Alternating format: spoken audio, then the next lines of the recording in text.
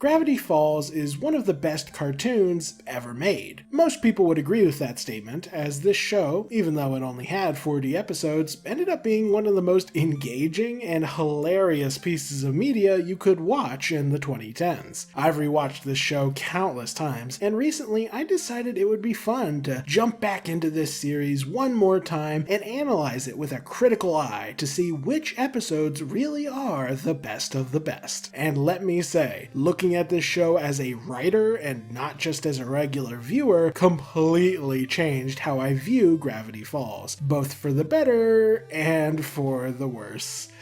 Hello, my name is Jaru.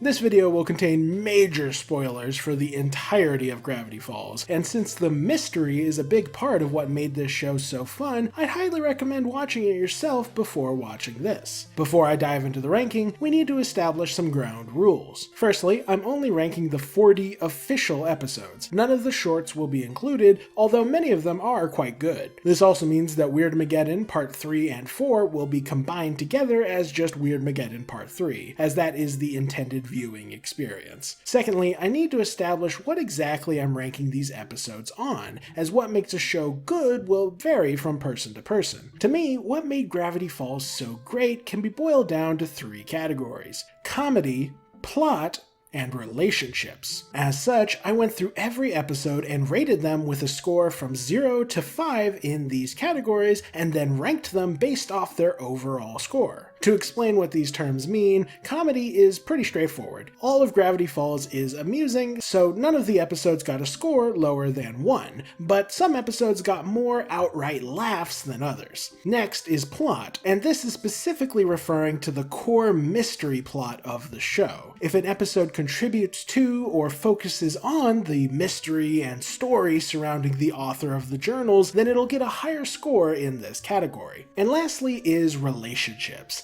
Easily the part of Gravity Falls that I found the most engaging was the relationships between the main characters, and how those relationships were fleshed out and developed over the course of the show. I could do a whole video just explaining how fascinating the relationship is between Dipper and Mabel, but for now, just know an episode that gives development or a shift in status quo to any given relationship will be given a higher score. With these rules established, we are ready to begin. Oh, and before I forget, if you enjoy this video, consider supporting me on Patreon. Every little bit helps keep this channel running and puts food on my family's table. Oh, and yes, I know Schaeferillis did a similar video, but I have intentionally avoided watching his version so as to not let him influence my opinion. We are also just very different people, so even if you've seen his ranking, I'm certain my interpretation of this show will be pretty different from his. With all that said, here is every episode of Gravity Falls ranked from worst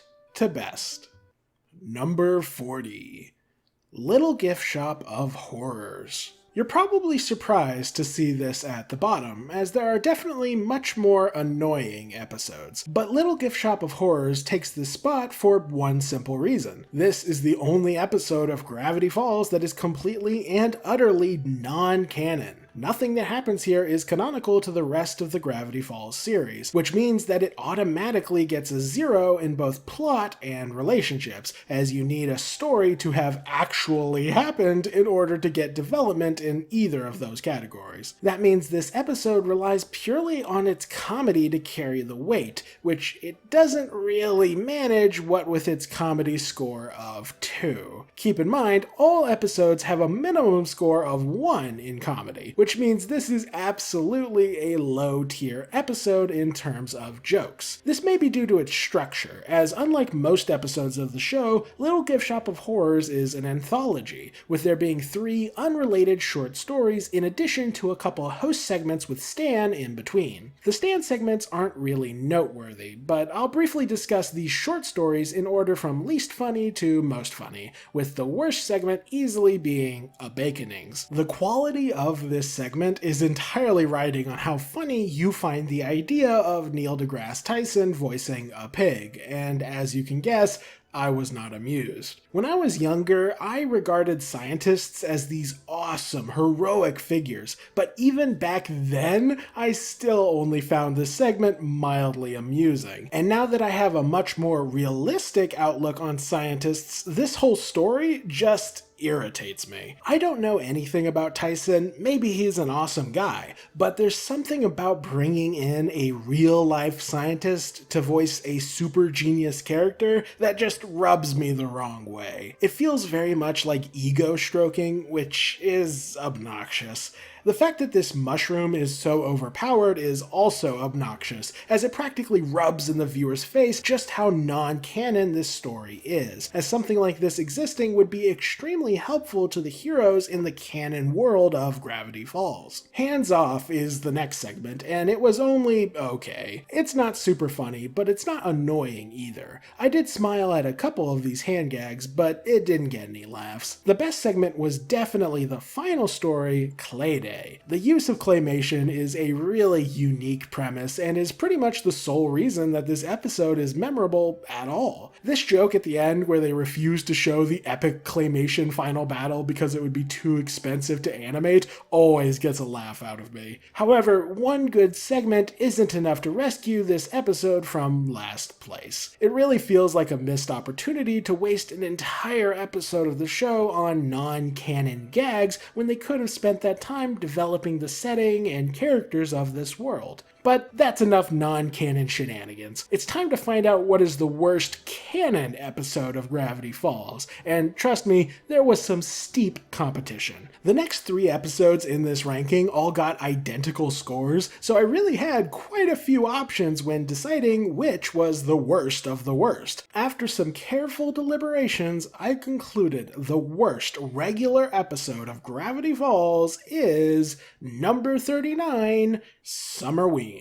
Again, probably not the episode you were expecting, and I'll be honest, I wasn't expecting this either. Before I wrote this script and rewatched Gravity Falls with a critical eye, I had a number of episodes in mind as my personal least favorite, and Summerween was not one of them. However, after watching this episode again, I realized just how much of a mess it is, and it's entirely due to how many plot threads it has going on. Normally, Gravity Falls only has 2 or 3 plot threads per episode, with the story being divided into an A-plot and a B-plot. The A-plot typically has Dipper and or Mabel confront a supernatural problem while also dealing with some sort of relationship drama, while the B-plot typically has Stan dealing with a more comedic and less serious conflict. However, Summerween breaks this formula by having the A-plot contain not 1, not 2, but 3 separate conflicts happening all at once. There's the supernatural threat of the Summerween trickster, the relationship conflict of Dipper trying to impress Wendy, and a second relationship conflict between Dipper and Mabel over them only having a few Halloweens left. Throw in Stan's B-plot with these kids, and there's just not enough time in the episode for them to develop all these plot threads in a satisfying way. The end result is that I take issue with literally every aspect of this entire episode. The Summerween trickster is the best part, but even he is completely squandered. He's one of the more intimidating Gravity Falls antagonists when he's first introduced, due in large part to his no-face inspiration, but the end of the story completely undermines his threat level while also just being really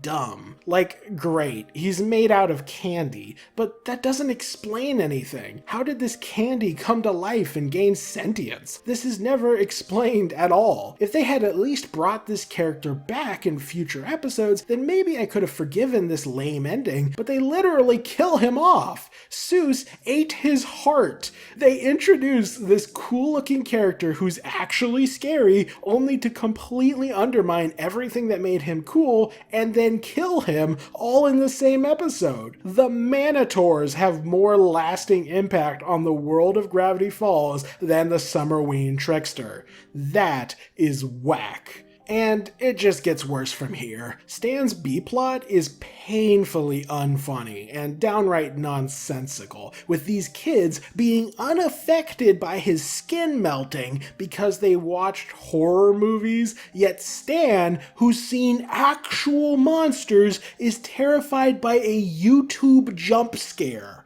In a show that's normally so in touch with modern sensibilities, this whole sequence has painfully high levels of, "Hey there, fellow kids." There's not many moments in Gravity Falls that I would consider cringe, but this is one of them. That just leaves the two relationship conflicts, and unfortunately, neither of these are done super well. The Dipper trying to impress Wendy story had been done multiple times in the show by this point, so not only was this getting old, but it also had been done better in those other stories. This Wendy party plot thread is introduced at the start, it's then brought back for 2 seconds in order to cause Dipper to lose the candy, which is a painfully contrived sequence, by the way, and then the resolution is just Dipper admitting to Wendy he was trick-or-treating, with Wendy not caring at all. This plot thread is utterly pointless and changes nothing about their relationship. Compare that to other episodes featuring this subplot. The Inconvenience Thing was about how Dipper's crush on her began. Double Dipper was about him trying to pursue Wendy. Time Traveler's Pig was about Dipper losing his chance as Wendy started seeing somebody else, and Boys Crazy was about that relationship ending. All of those episodes progress the story and dynamic of Dipper and Wendy, but Summerween just waffles about accomplishing nothing while taking away screen time from the other plot threads. And that just leaves the Dipper and Mabel conflict, which is so mishandled it's kinda insane. This conflict is given the least screen time out of all the plot threads, as it doesn't even start until past the midway point of the episode. It's given like 2 sentences worth of discussion in the middle of them being hunted by the trickster, and then the topic is never brought up again. The idea of this conflict is fine, with Dipper wanting to pursue new things while Mabel wants to enjoy their childhood while it lasts. This actually ties into a really important aspect of their relationship, to the point that it's literally this conflict that kicks off Weirdmageddon. But it's given so little room to breathe in this episode that they just don't do it justice. Now, when giving criticism, it's important to provide solutions or alternatives to show that you're actually invested in giving constructive feedback. As such, if I were to rewrite this episode, here's how I would improve it. First, completely ditch the Stan B plot. It's not worth the screen time. Second, combine the Dipper and Wendy conflict with the Dipper and Mabel conflict. Make this about how Dipper is torn between being a good friend and brother to Mabel while also wanting to look cool for his crush. Instead of having the conflict be Dipper losing the candy in a super contrived sequence, have them successfully get the candy for the trickster, but after taking the candy, the monster knocks Mabel aside, hurting her elbow just like he did in the original episode, before announcing that he's off to torment more children. Dipper asks Mabel if she's okay, she says she is, but then admits that she's really upset that their favorite holiday was ruined like this. Dipper looks at a watch or a clock, realizes this is his last chance to get to Wendy's party on time, looks back at his sad sister, and then he makes a decision. He says that Summerween isn't ruined just yet, and he declares that they're going to get back their candy and make sure this trickster doesn't hurt anyone else. They then go on to pursue and defeat the trickster in some fun and entertaining way. They also don't freaking kill the trickster, so that way he can actually show up again in future episodes, because it's ridiculous to waste such a cool character. This change to the Dipper conflict story could go a long ways towards fleshing out the core relationship conflict between him and Mabel. While Mabel's flaw is that she doesn't know how to let go and tries to maintain her relationships beyond the point of it being healthy, Dipper's flaw is that he, just like Ford before him, doesn't work hard enough to maintain the relationships he has. By choosing to help his sister instead of going to the party, Dipper gets to have a moment of maturity where he realizes that trying to impress a crush who is already dating somebody else isn't as important as being there for his best friend. You folks listening at home might be able to think of a better way to rewrite this episode, but either way, it needs a rewrite. With a 2 in comedy, a 0 in plot, and a 2 in relationships, Summerween is my least favorite full episode of Gravity Falls. Only slightly beating this episode out is number 38, Dipper versus Manliness. This episode was one of the contenders for being my least favorite before I started rewatching the show, and I'm not alone in disliking it. It contributes nothing meaningful to the overall story, and while the Stan B-plot almost leads to a shift in status quo by having Stan date Lazy Susan, that potential relationship is cancelled by Stan at the very end, and is only brought up again later to confirm that it never went anywhere. Combined with Dipper's main story being a super cliched narrative about how you don't need to be traditionally masculine to be a real man, and you've got a recipe for a bottom-tier episode. However, while I do agree Dipper vs. Manliness isn't great, there is one underrated aspect of this episode that surprised me upon rewatching it. I'm talking about the comedy. This episode has some killer jokes in it, with me laughing out loud multiple times. The high-speed pancake eating, Blub's "quit reading my mind" line, and the absurd song that plays during the montage are all great gags. Does that make the episode good?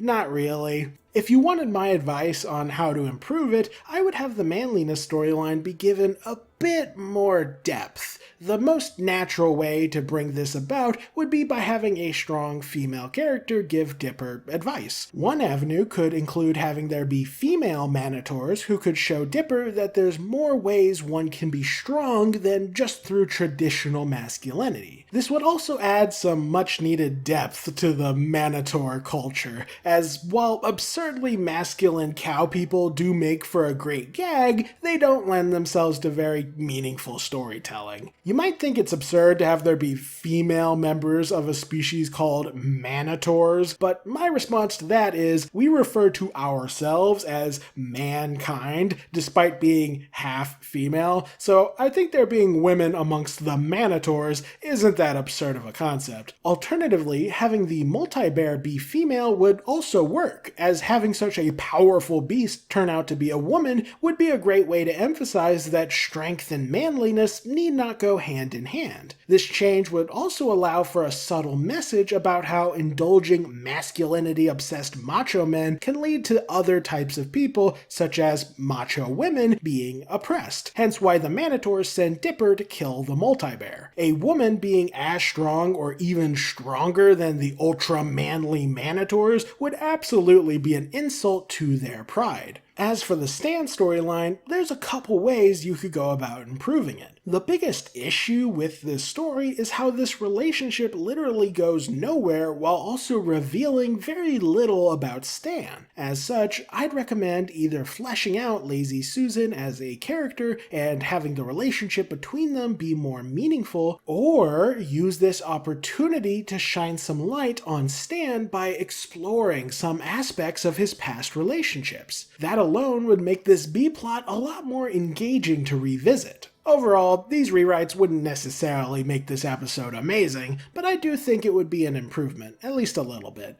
As it stands, Dipper vs. Manliness is a decently funny filler episode that you could easily skip without missing much. The same could be said for the next episode on our list.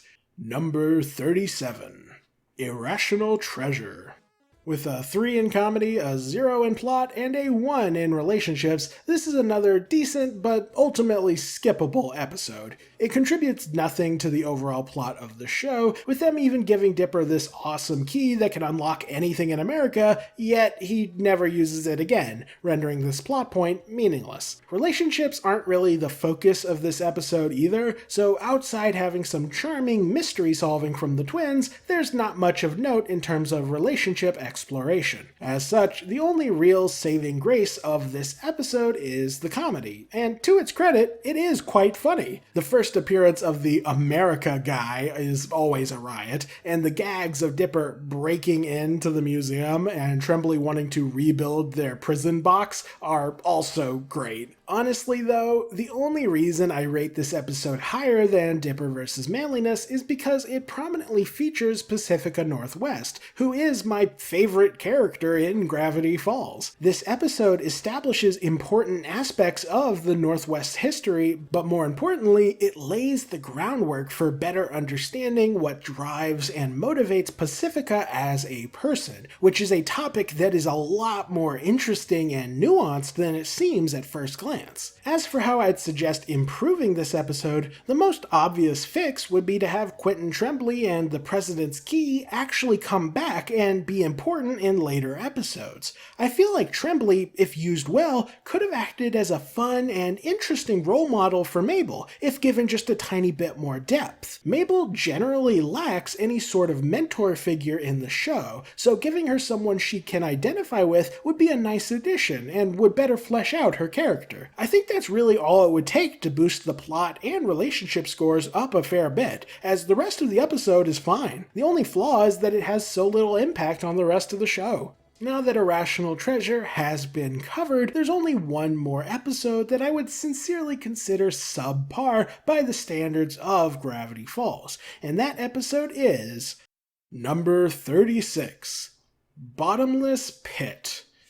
This is the only other anthology episode in the show, and honestly, I don't personally like it all that much more than I do Little Gift Shop of Horrors. However, it ranks this much higher simply because, unlike its Season 2 counterpart, Bottomless Pit is at least partially canonical. I say partially because while the stuff with the Pines family falling into the pit is canon, the stories they tell in the pit are much less clear regarding their canonicity. Mabel's story, Truthache, is likely canon, as we see her throw the magic teeth into the pit, but Stan's story about the football bowl is blatantly a lie, and Seuss and Dipper's stories are left ambiguous. Seuss's pinball story may have happened, but we never see or hear about this pinball machine ever again, so it's hard to say. And the ending of Dipper's voiceover story seems to imply it's also non-canon, as they give Stan a potion that's supposed to permanently change his voice, but back in the pit, Stan still sounds like his normal self. Maybe McGucket was just wrong about the potion's permanence, but again, we don't know. Needless to say, this makes ranking this episode rather difficult.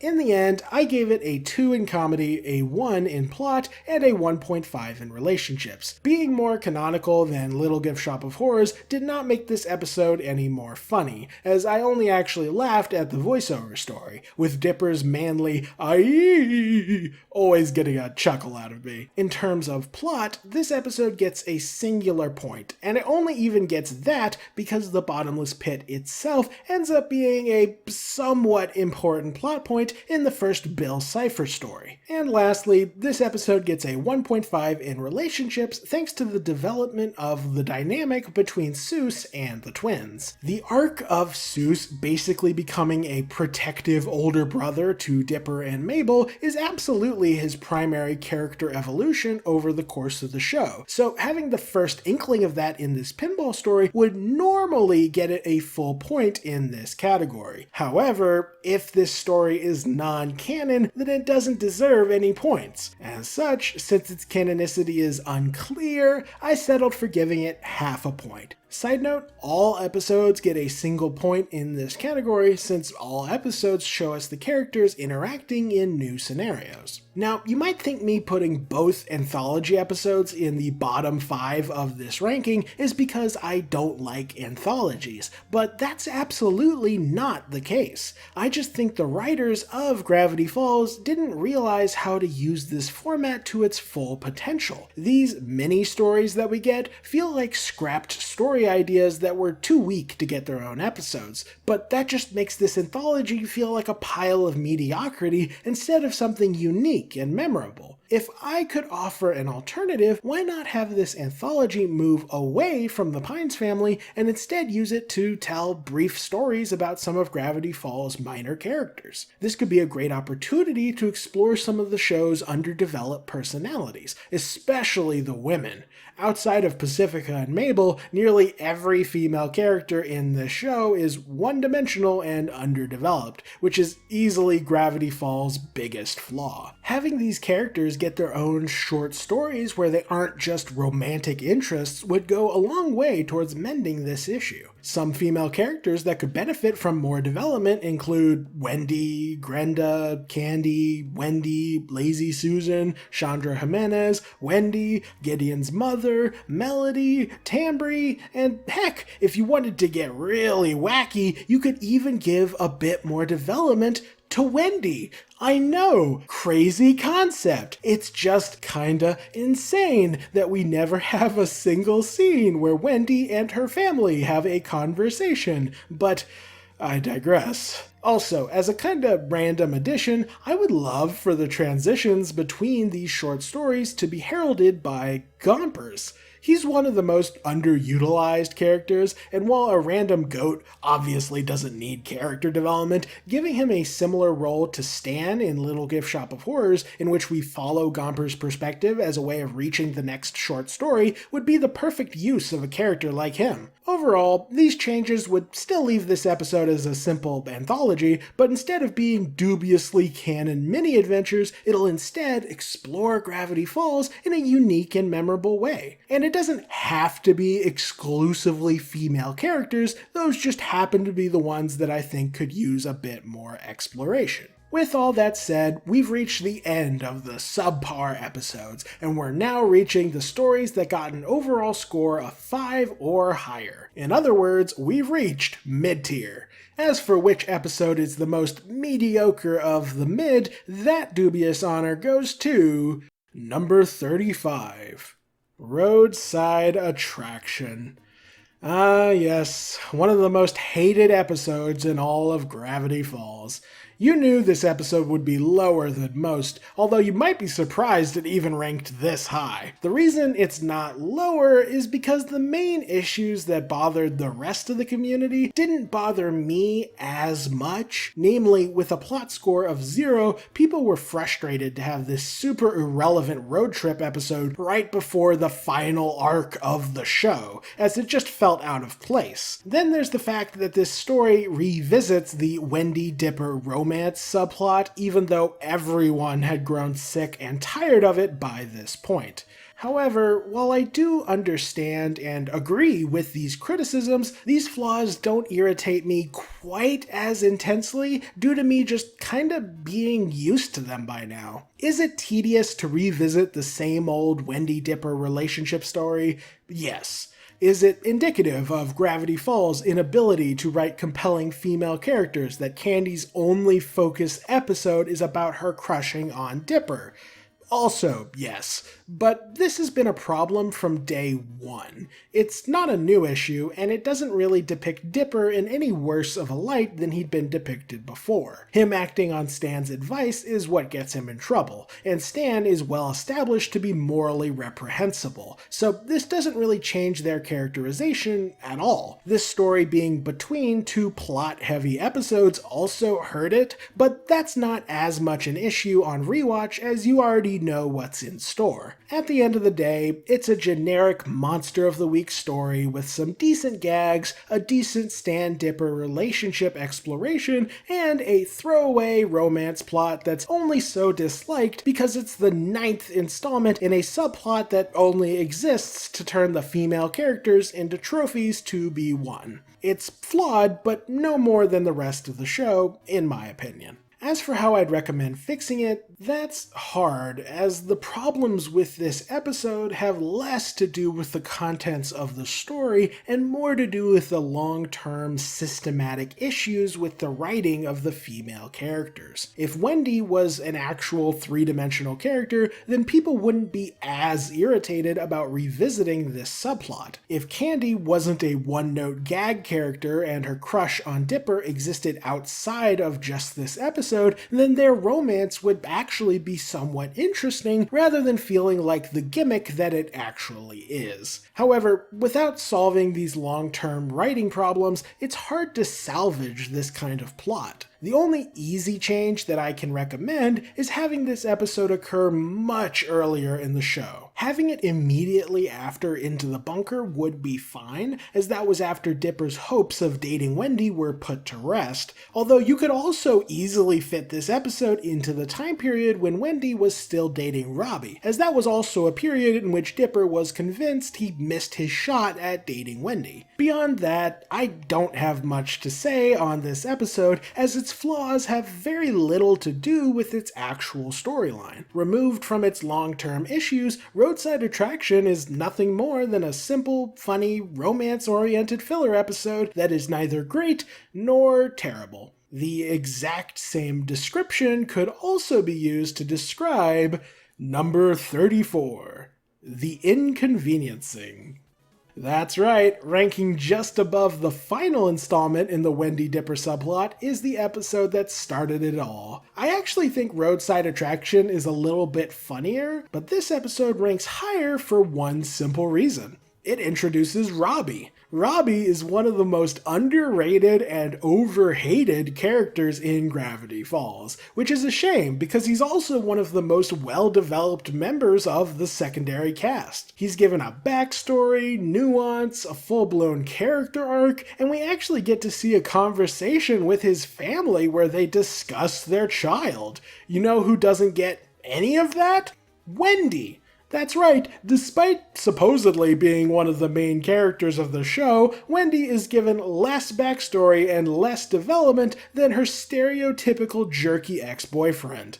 I sincerely wish I was joking. Point is, Robbie is a good character, and this is the episode that introduces and establishes the rivalry between him and Dipper, which is one of the better things to come out of the Dipper-Wendy subplot. Beyond that, there's not a whole lot to say about this episode. The Stan B-plot is your typical comedy affair, and while quite funny, it doesn't add anything of note to Stan's characterization. As for the A-plot at the store, once again, it mostly just exists to have some funny gags, and while some of these gags are hilarious, it is unfortunate that a story focused on relationships has so little impact on the characters moving forward. Like, these kids just got confirmation that ghosts exist and their lives were put in horrific danger. The fact that this has no effect on them as people is a missed opportunity, and the group as a whole really should have had a more respectful and appreciative attitude towards Dipper in future appearances for saving their lives.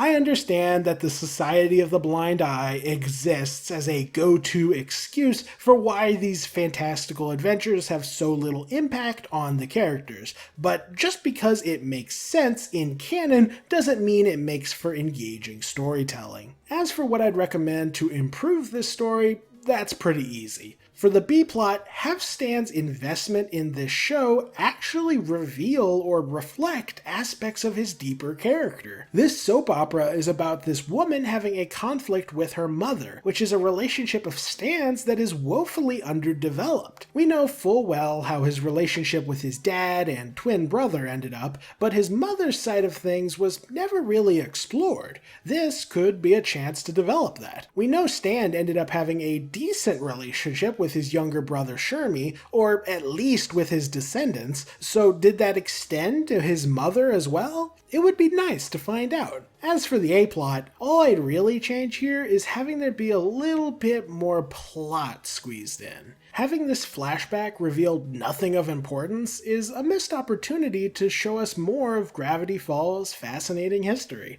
Aside from that, if you could have this story result in a greater impact on Wendy and her friends, then that would be enough to make this episode pretty much perfect, at least in my eyes. For the beginning of the most hotly controversial subplot in the entire show, the inconveniencing really isn't a bad episode. It just didn't quite live up to its full potential, which is true for a lot of the episodes around this part of the ranking, including number 33, Headhunters.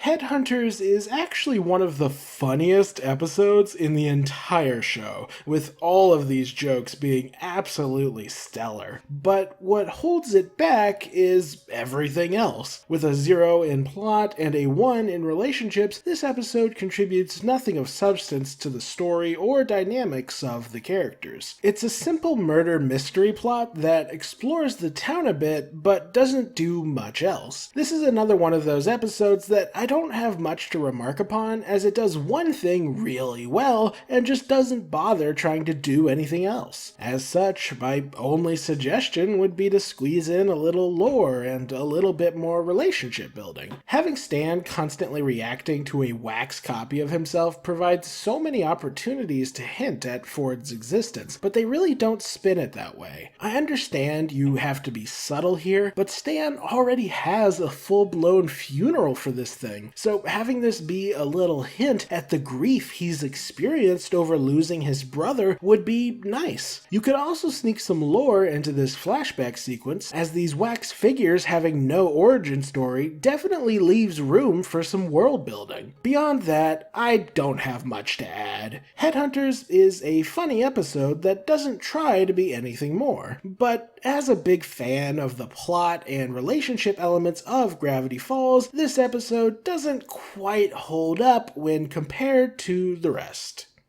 Number 32. Dungeons, Dungeons, and More Dungeons.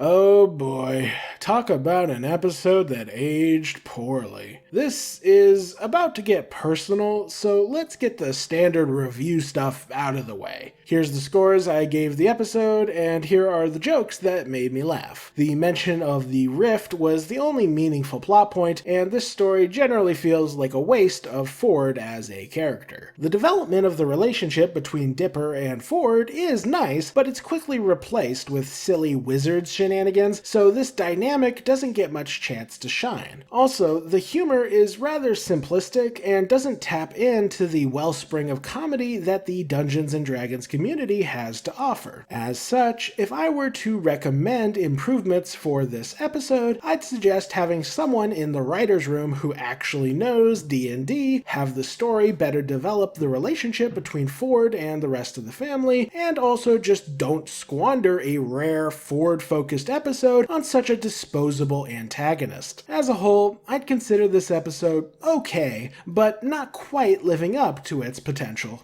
With all that professional review stuff out of the way, let's get to my actual thoughts.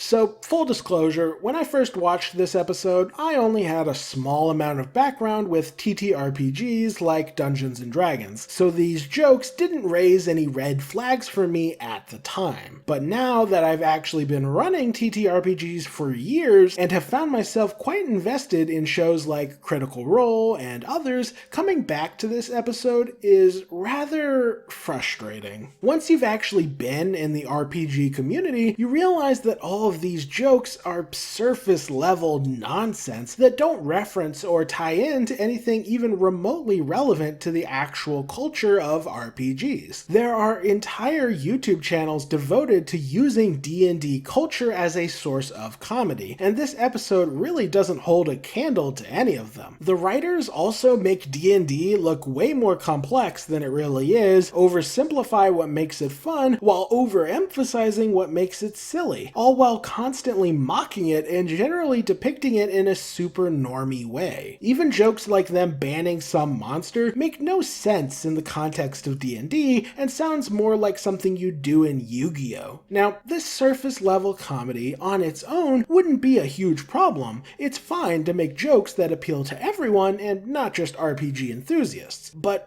where things get troublesome is with the tone of the comedy. A lot of the humor comes across as laughing at RPG players rather than with RPG players, and that only becomes more evident when you get to the credit sequence. In a completely serious moment, Durland, of all people, has a speech about how RPG enjoyers are actually just flawed, antisocial weirdos who use fantasy as a way to escape their sad lives instead of trying to improve themselves as people. I don't even really need to explain why this is offensive, and more importantly, why it's supremely ignorant. For a man who cares so much about LGBT representation, Alex Hirsch seems remarkably comfortable taking insulting potshots at a group of people he has no experience with. Oh, did I forget to mention that? Alex Hirsch confirmed on his Twitter that he's never touched D&D, and that this whole episode was him faking it.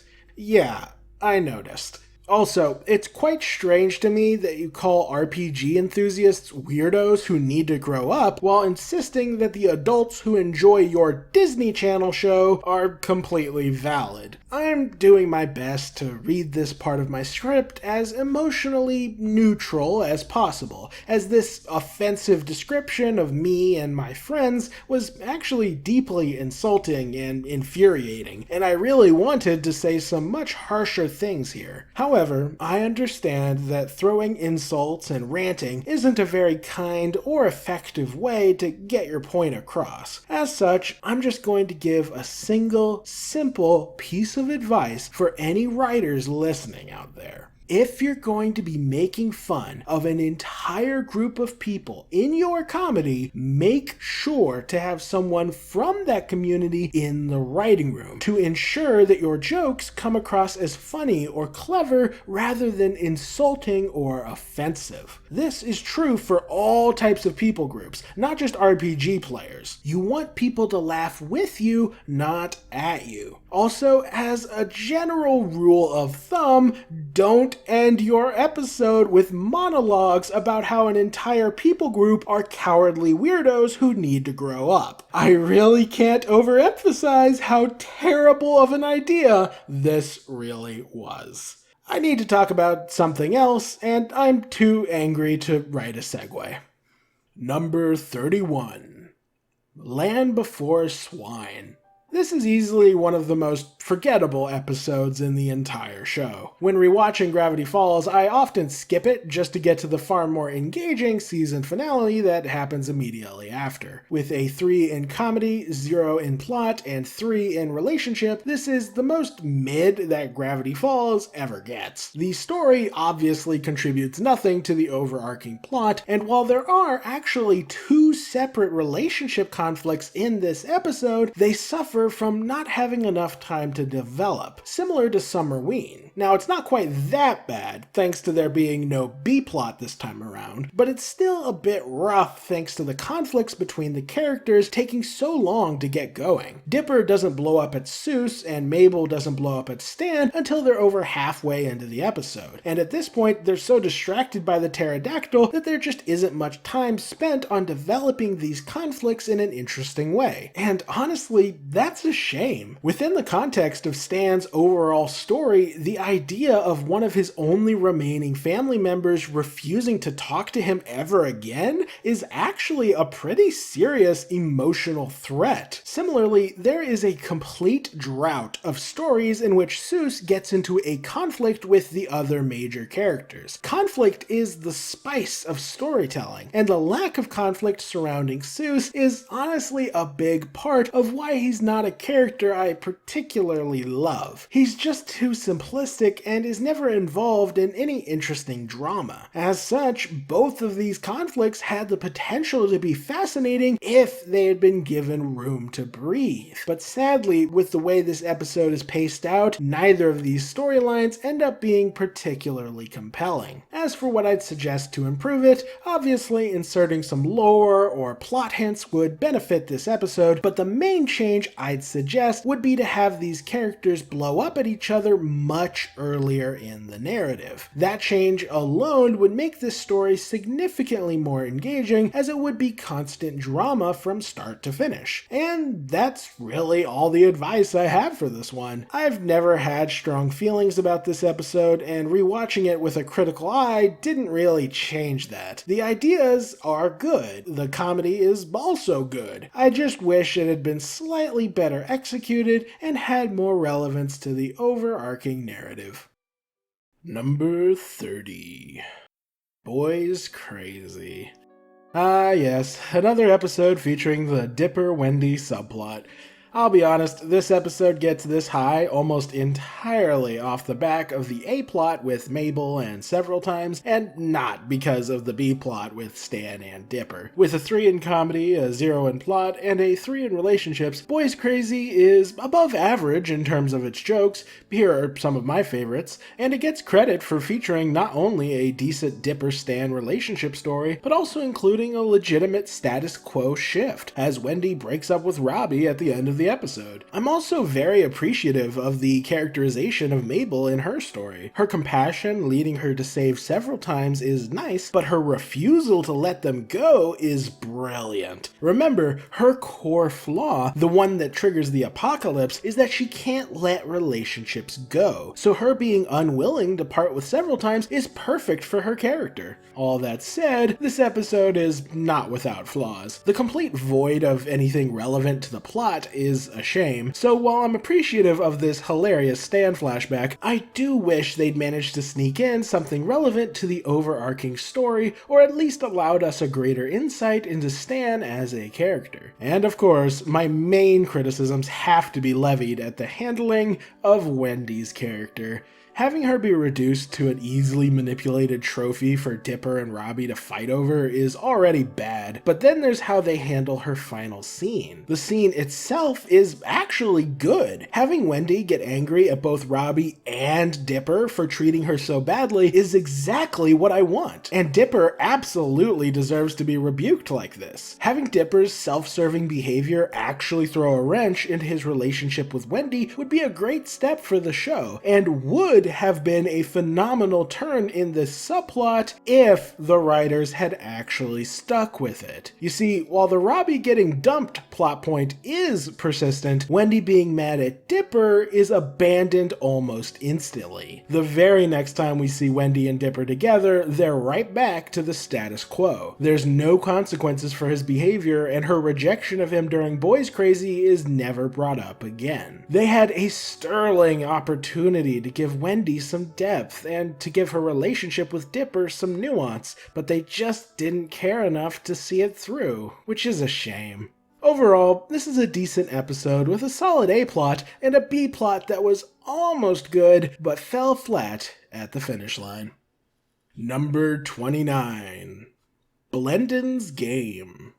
Blendon's Game is one of those episodes that has a lot of positive elements in theory, but each of those elements seems to have a massive asterisk attached to them. Like, time travel is always a fun time, and getting to see Gravity Falls 10 years in the past is awesome in theory, but in practice it ends up rather nonsensical and disappointing. Having a Seuss backstory episode that adds some trauma to his otherwise simplistic character is great in theory. But the execution of that plot comes across as rather basic and cliched rather than sincerely heartwarming. Getting a story that actually takes our heroes to the distant future to battle in a gladiator arena is also awesome in theory. But we are shown so little of this future that it doesn't feel as special as it should.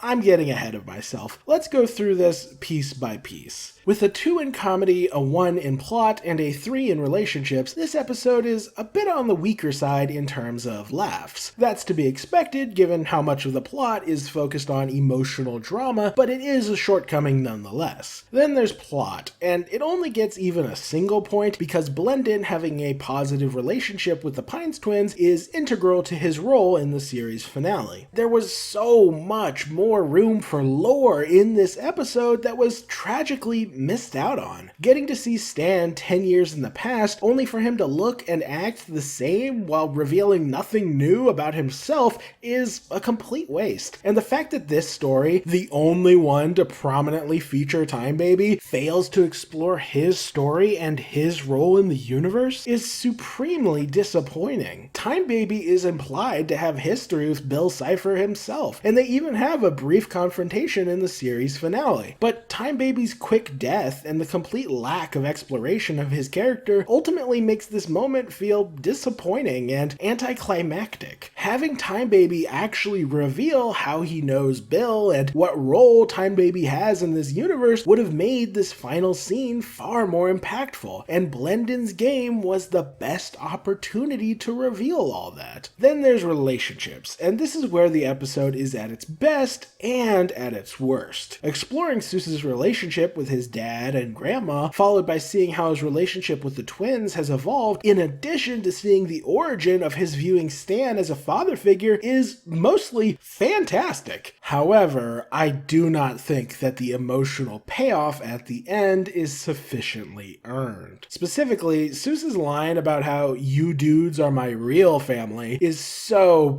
painfully cheesy and cliche that I roll my eyes every time I hear it. I have a growing disdain for the found family trope, and that is in large part because of stories like these. Found family being overutilized in modern media certainly doesn't help, but the main issue is that it's usually utilized in a super lazy way to get an emotional response from the audience, and that's absolutely the case here. Seuss only met these people a few weeks ago, so him already saying they're like family is not believable. That's the sort of thing you say about someone after being friends with them for years, not after 1 month. Them throwing that line in at the end feels like them desperately trying to spark an emotional response in the viewer by utilizing a trope that they know modern audiences are addicted to. But I'm not going to fall for it. It's not compelling if you use tropes as a crutch instead of properly building up the relationship. I said before that Seuss becoming like an older brother to the twins is absolutely his main character arc, and that's a fine journey for him, but in a story that takes place over a single summer, that character journey needs to stay subtext.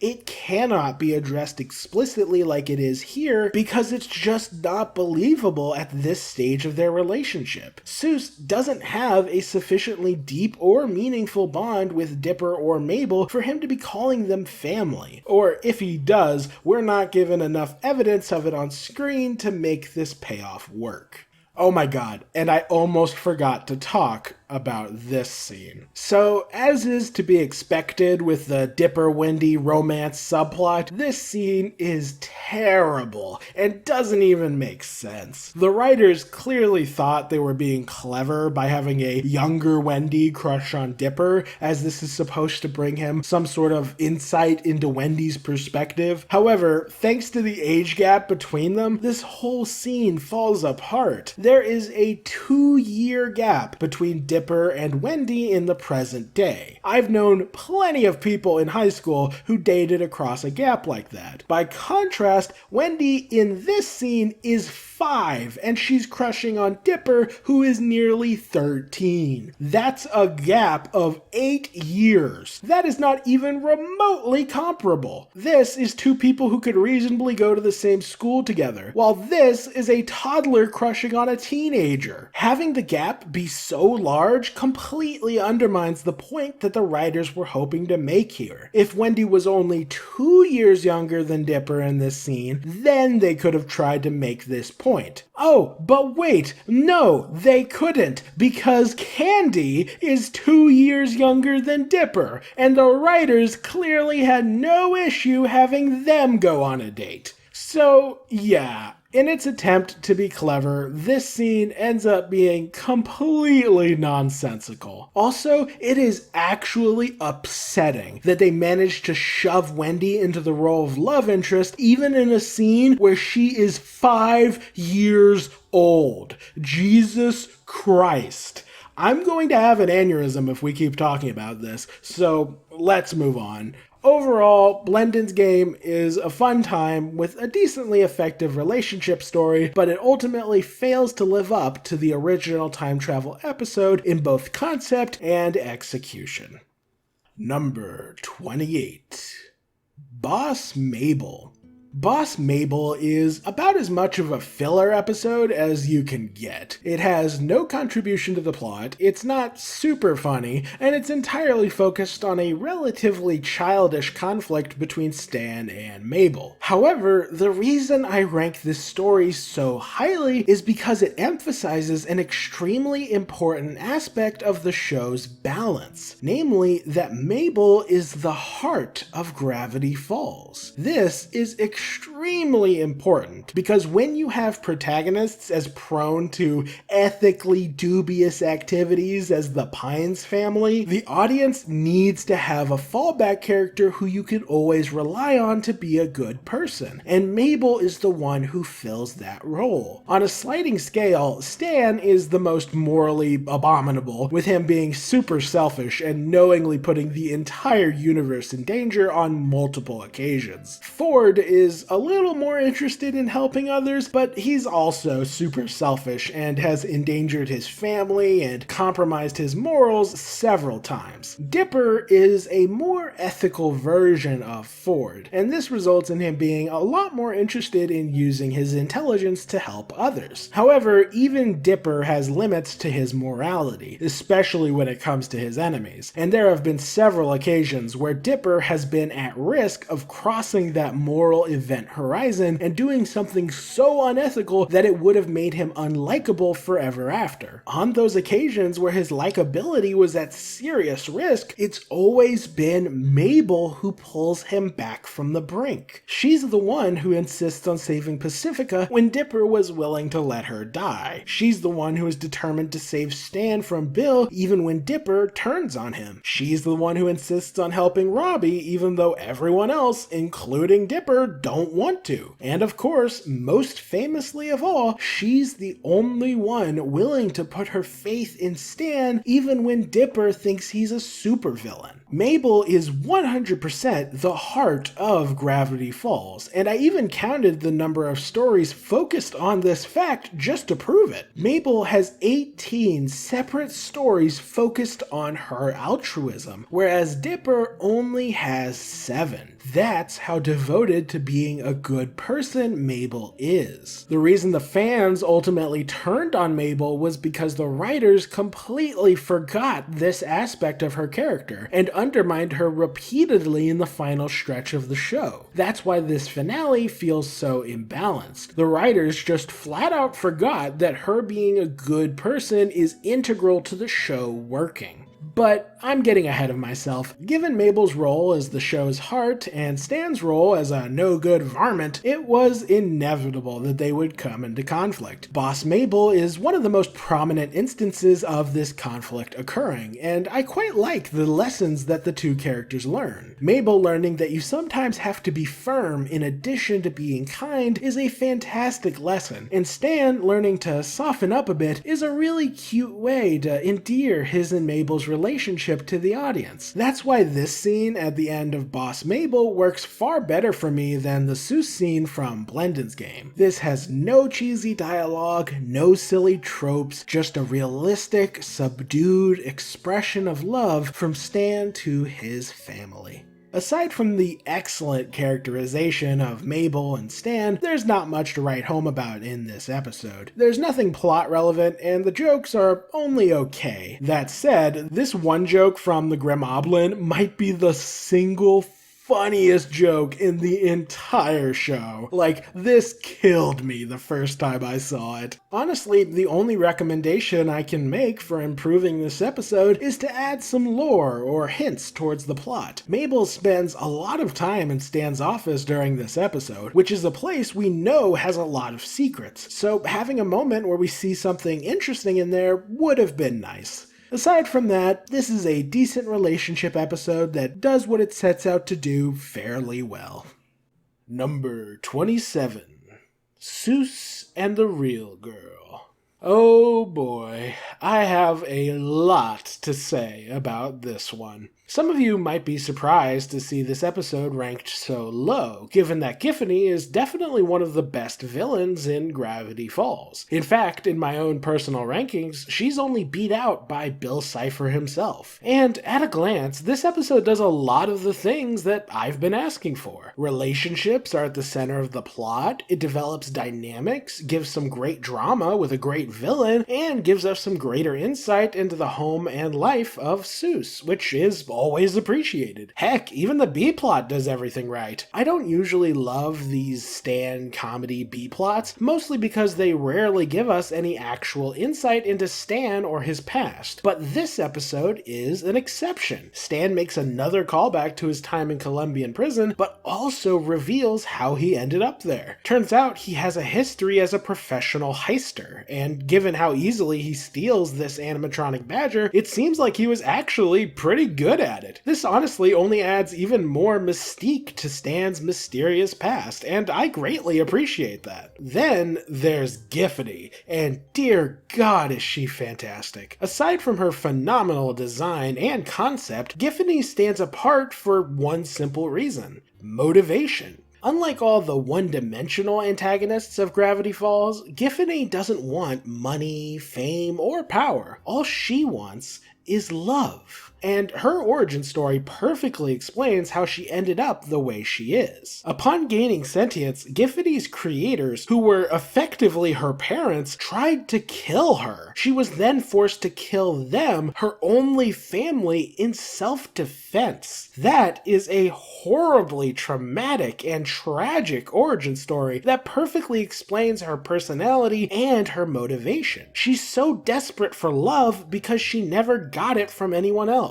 And the people who were supposed to give her love tried to destroy her. So of course she turns violent whenever someone promises her love only to threaten taking it away. That is such a believable trauma and goal that it actually makes Giffany's character super relatable and easy to empathize with. Everyone wants love, and lots of people have had traumatic abuse from their families, which makes me want to see Giffany have a happy ending all the more. It also makes her getting killed at the end of the episode intensely tragic, as that is a really cruel way for such an unfair life to end. And yes, I know they later retconned Giffany's death with some material outside the show, but I don't consider that relevant to this analysis. As far as the show is concerned, this is the end of Giffany, and that's what leads to my main criticism of this storyline. Giffany was way too cool of a villain, with way too sympathetic of a motivation for her to be simply killed off like this. Not only does it feel super cruel and unfair, but it also squanders one of the show's few compelling female characters. Killing off Giffany was a bad decision in a similar way to how killing off the Trickster was a bad decision. But in Giffany's case, it's actually so much worse. The Trickster was so ruined by the end of his episode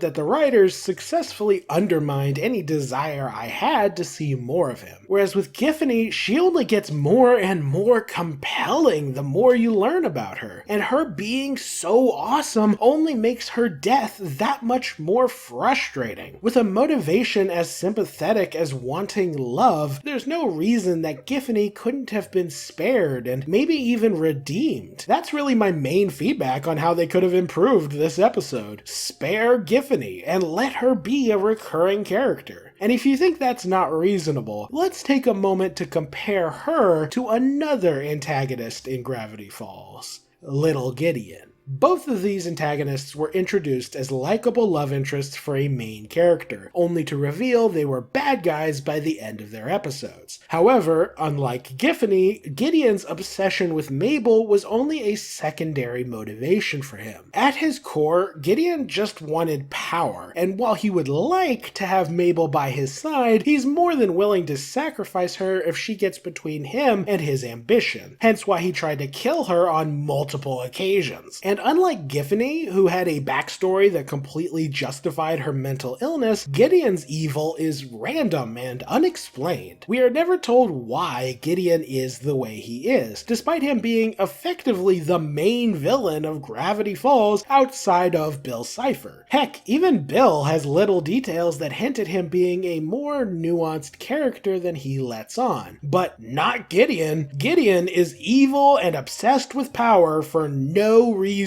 which is also why his redemption during Weirdmageddon feels completely hollow and unbelievable. The idea that he'd be willing to sacrifice his ambition in the name of love is completely absurd, as just a few episodes prior, he'd been willing to sacrifice love for just a tiny amount of power. If he's willing to kill Mabel just to become mayor, then him sacrificing his position as the head servant of a dark god is just comical. Gideon is completely devoid of anything approaching humanity or a competent character arc, and yet they still gave him a redemption. To be clear, I'm not saying redeeming Gideon is a bad choice. I actually like the idea of Gideon as a sort of lawful evil ally to the Pines family. But what I am saying is that such a redemption would need a lot more groundwork laid ages in advance before it could ever come across as believable. Little Gideon is no Prince Zuko, if you get my drift. As such, if a villain as one-dimensionally evil as Gideon could be redeemed and made into a recurring character, then I see no reason that Githany couldn't do the same. Now, while Githany is definitely the focus of most of my criticisms, there are also other issues with this episode that I need to address. The complete lack of contribution to the overarching plot is definitely a downside, but more troubling than that is the handling of Melody. The girlfriend of Seuss only getting one episode to shine and then being reduced to a single cameo later on is majorly frustrating. On its own, I wouldn't be too bothered by this, but what frustrates me is the fact that Melody is just the latest instance in a long-running trend of Gravity Falls mishandling its female characters. This show loves to turn its women into love interests instead of giving them depth, which is just super sad. And I mean it when I say this is a trend. Amongst the recurring characters, this love interest curse has struck Wendy, Lazy Susan, Tambury, Candy, Melody, and arguably even Grenda, as her only character development in the entire show was to be given a boyfriend. If any of these characters had been given something approaching depth, I wouldn't mind Melody's minor role, but as it stands, she just brings further attention to Gravity Falls' biggest flaw. As for how I'd recommend improving this episode, I sincerely think sparing Githany is enough to improve it substantially. Having her be spared by Seuss would be a far more fascinating and nuanced exploration of his character than just having him kill the big bad AI. Also, this episode having nothing to contribute to the overarching plot could also be alleviated by sparing Githany, as having a super powerful AI as an ally would absolutely be a resource the Pines family would utilize. Simply having her do something meaningful with regards to the mystery of the author or during the fight against Bill would be more than enough for me to give this episode some points in terms of plot. Melody's character can't really be improved within this episode as she really just needs more screen time. That said, I would highly recommend having her choose to keep dating Seuss for one of his heroic attributes, and not just arbitrarily as she does in the episode. Specifically, I'd suggest having her feel a great deal of admiration for his patient handling of Githany. Seeing him show kindness and forgiveness to someone with such severe mental illness would be a far more emotional and compelling foundation to their relationship than the one we are given here.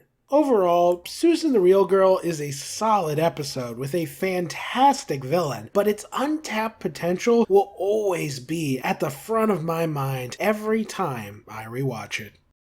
Number 26. Stanchurian Candidate.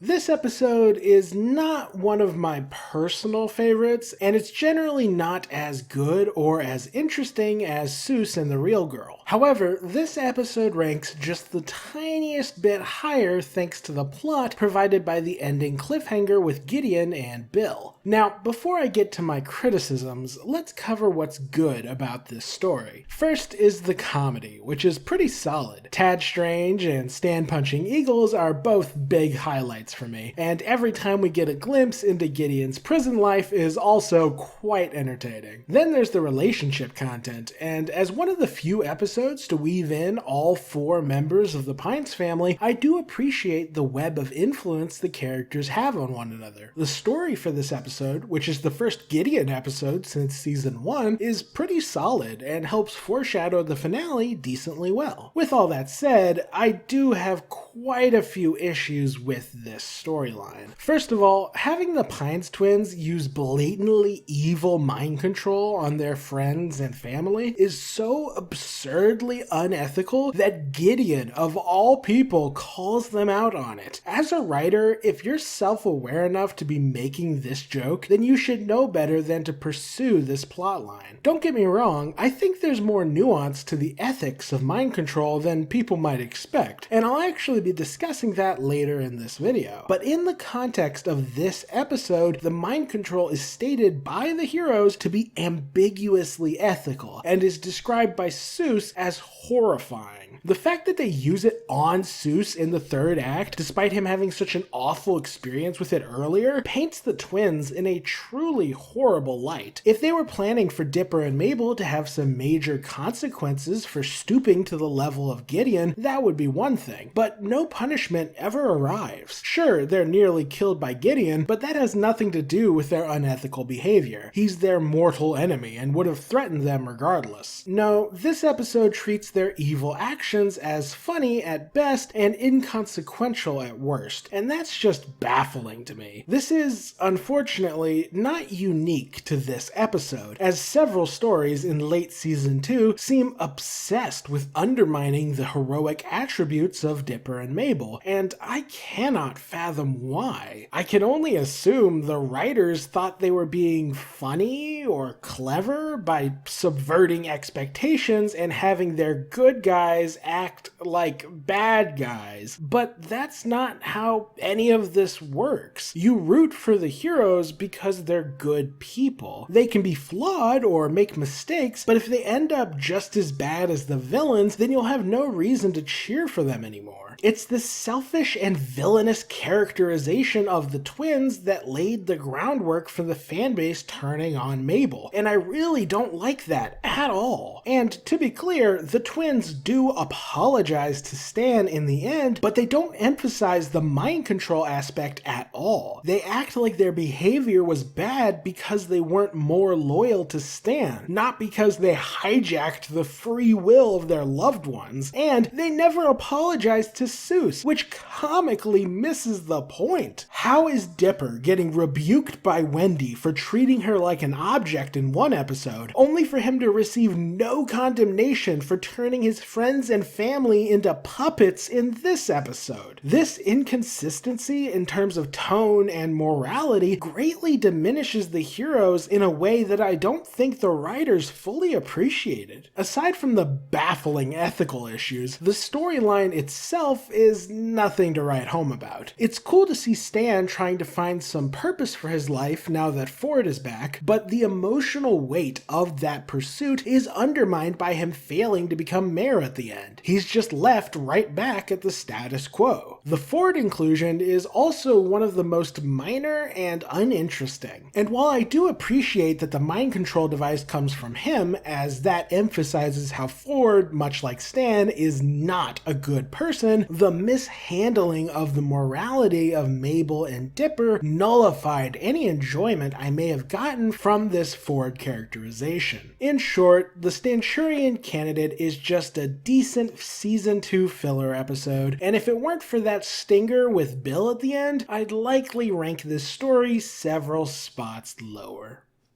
Number 25. The Deep End. Speaking of decent filler episodes, here we have one of the best ones from season 1. You might be somewhat surprised to see this ranked so high, as there's nothing plot relevant here, and the relationship content is only okay. However, unlike any other episode we've ranked thus far, The Deep End has one massive advantage. It is hilarious. Like, this episode has some of the best jokes in the entire show, and it's one of the only episodes to get a maximum score of 5 in comedy. Some of these iconic gags include Mermando screaming for way too long, Mermando flopping about like a dying fish, Mabel constantly coming up with ideas involving walking even though Mermando has no legs, every single scene scene with the pool check guy, and of course, the best gag in the entire series, the kid in solitary. Oh my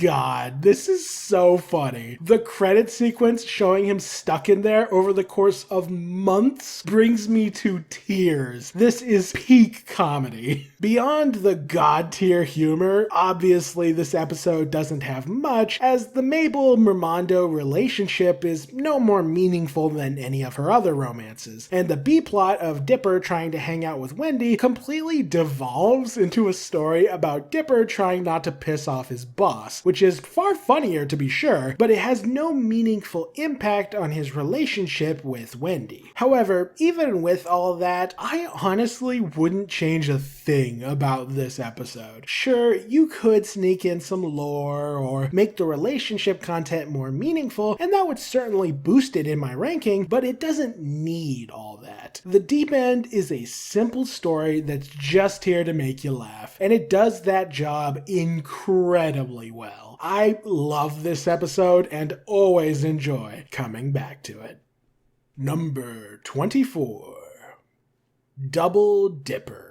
Speaking of episodes I love coming back to, Double Dipper is in the same category as The Deep End. No plot, very little relationship content, but absolutely killer comedy. Fantastic jokes include these guys being trapped, Dipper's jealousy fantasy, them giving Dipper snacks, Seuss being distracted by this light for an absurdly long time, and, of course, Mabel's rock ballad. All of these jokes destroyed me the first time I watched this episode, and they still crack me up to this day. That said, I do think The Deep End is a little funnier. I mean, it's hard to beat the kid in solitary, but this episode has the first appearance of Pacifica Northwest, who is the best, and she pushed this episode just the tiniest bit higher. As for criticisms, my critiques from the previous episode also apply here. Double Dipper could have benefited from some more plot relevance, with this copying machine being the most obvious example of missed potential. It's kinda crazy to me that they never used this machine ever again, not even during Weirdmageddon. As for relationships, considering this is a prominent entry in the Wendy Dipper subplot, and it introduced Grenda, Candy, and Pacifica Northwest, you'd think I'd rate this episode higher than a 2 in this category. However, of the 4 prominent women introduced or focused on in this episode, only one went on to be an actual character with depth, backstory, and complexities. As such, I felt no need to give bonus points to cardboard female side characters number 1, 2, and 3. Also, I do have 2 more serious criticisms. For one, having Dipper murder a dozen or so of his clones, all of whom are fully sapient copies of himself who posed no threat to him, is super messed up, and it's not given the gravitas it deserves. Like, this single act raises Dipper's body count to an outrageous amount, and they just sort of sweep it under the rug. I understand they couldn't have the episode end with a bunch of Dipper clones running around, but that's a trap the writers put themselves into, and solving it with mass murder isn't a great call. Secondly, and this is the bigger issue, we have to talk about Paper Jam Dipper.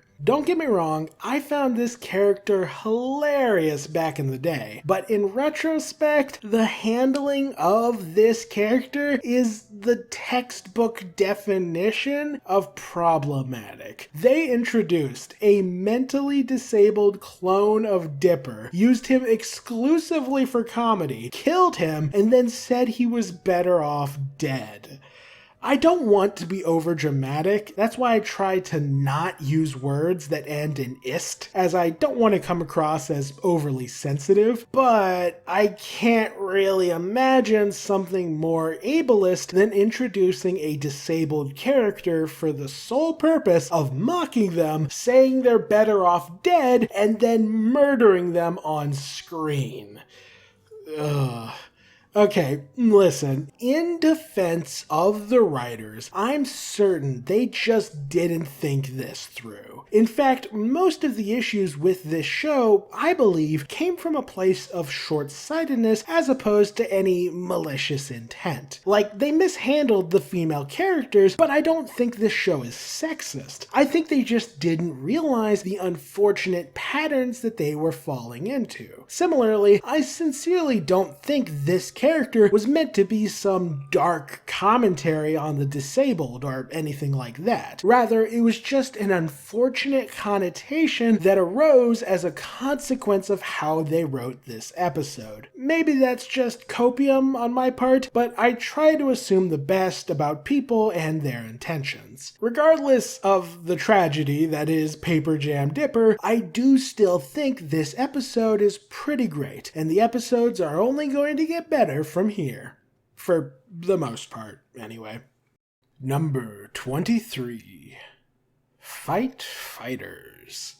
With a 3 in comedy, a 0 in plot, and a 4 in relationships, Fight Fighters isn't as hilarious as some of our previous entries, and it has no plot significance, but it more than makes up for it with its relationship-focused storyline. I've mentioned before that the Dipper-Robbie rivalry is one of the best parts of the Wendy-Dipper subplot, and this episode is the pinnacle of that rivalry. Not only does it do a solid job of characterizing Dipper and Robbie, but it also has a pretty good message. Mabel suggesting to Dipper at the start that he shouldn't resort to violence, only for Dipper to conclude at the end of the episode that she was right, is a great message. Fighting doesn't make anyone happier. It just gets people hurt, or worse. As a pacifist, I greatly appreciate this moral being pursued. Obviously, pacifism is not a central aspect of the ethos of Gravity Falls, as we just saw, but the lip service is still something I appreciate.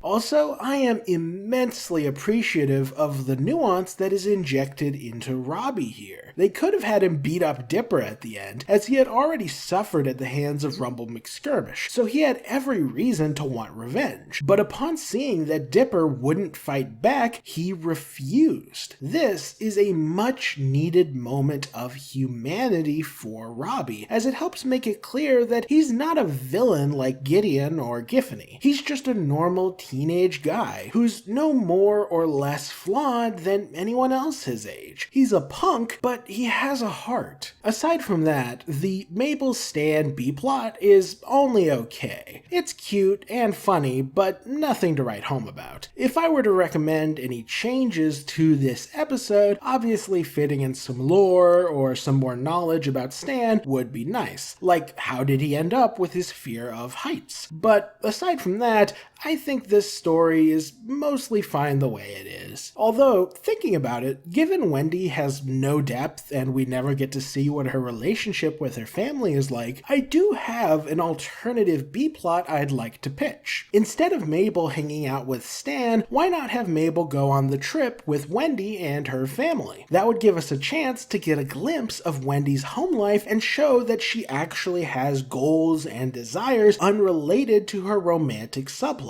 It's a solid Bechdel test kind of addition that would also further build the relationship between Wendy and Mabel. Also, having the girls battling the wilderness while the boys battle a video game character absolutely lends itself to some creative jokes and narrative parallels. Regardless, Fight Fighters is just another solid, entertaining, mid-tier episode. Nothing much more to say on it.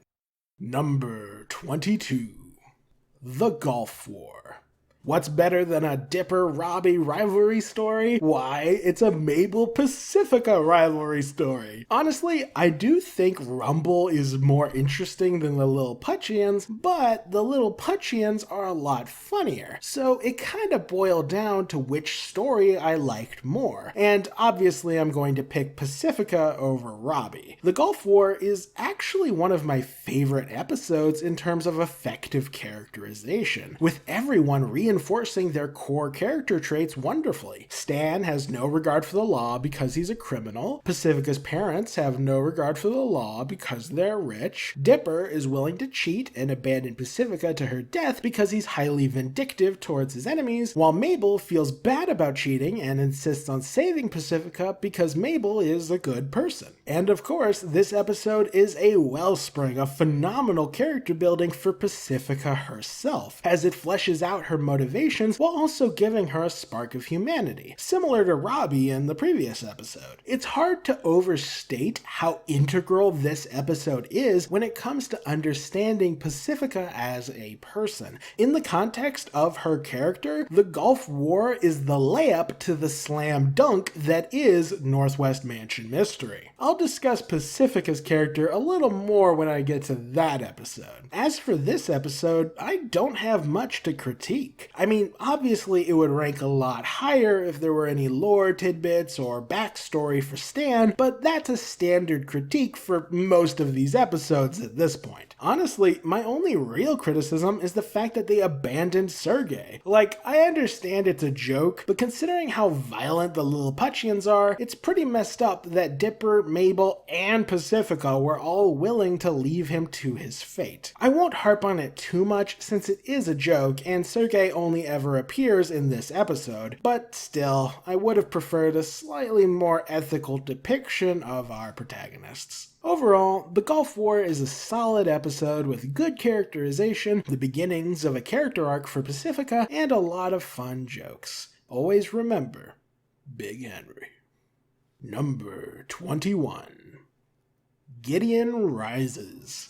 Now, this low ranking of Gideon Rises may come as a bit of a shock, as it is the season 1 finale, and it seems to have a lot of awesome stuff. We get an action-packed climax, a ton of solid drama and callbacks, as well as a huge lore reveal at the end. And don't get me wrong, all that stuff is great, and that's why this is the first episode on this list to get a maximum score of 5 in plot. However, it's in the other category where this episode falls completely flat. Both comedy and relationships come in with the minimum score of 1, which is really what held it back. The relationship score is easier to explain, as this episode just isn't focused on character drama. It's a straightforward conflict between Gideon and the Pines family, with a full-blown mecha fight to round it out. That's fun and all, but because this conflict isn't based out of anything in the character's personalities or relationships, that means I'm just not as emotionally invested as I could be. Then there's the comedy, and this is where things get a little more interesting. This episode has plenty of jokes, and it's certainly amusing, but I never actually laugh. And I think the reason for that is entirely because of Gideon's personality. This episode is easily the most Gideon-centric in the entire series. I mean, it's called Gideon Rises, for goodness sake. And I think there's something inherent to Gideon that makes him tonally different from the other villains. Namely, most other antagonists in Gravity Falls have moments where they chill out. For example, Giffany and Rumble have their silly anime moments, the gnomes and the Lilliputians are silly in general, and heck, even Bill Cipher isn't too stressful due to his humor. Sure, he can be threatening and angry, but he's just as likely to be making jokes and having a laugh. Gideon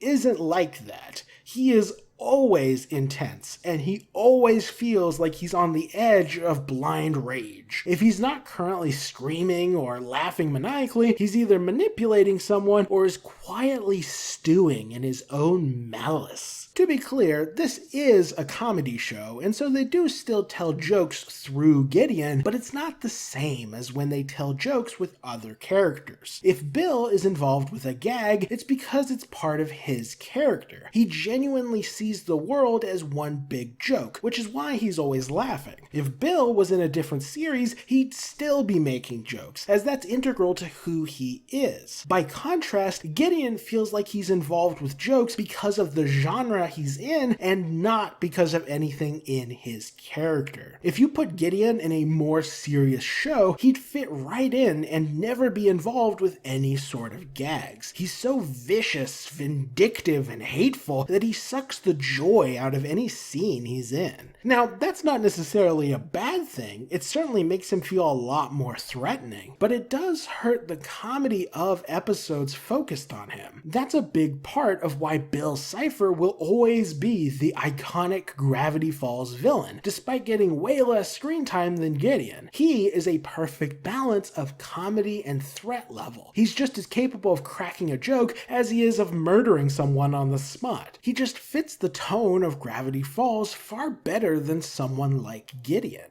As for how I'd recommend changing this episode, honestly, there's nothing really wrong with it. My only suggestion has less to do with Gideon Rises and more to do with Gideon himself. If Gideon was a more fleshed out character with even an ounce of humanity, then that would make him a lot more engaging as an antagonist. As I mentioned before, him being so one-dimensionally evil ultimately ruins his redemption story, and they really needed to see the hints of his humanity much earlier in the show for his character arc to work. If they did manage to round out his personality a little, then all of the episodes focused on Gideon would improve as a result, including Gideon Rises. All that said, for the finale of Season 1, I do think Gideon Rises does what it sets out to do pretty well. It provides an enjoyable climax while tantalizing the viewers with what Season 2 may have in store. And that's enough to get it to the 21st spot on this list. Number 20. Northwest Mansion Mystery.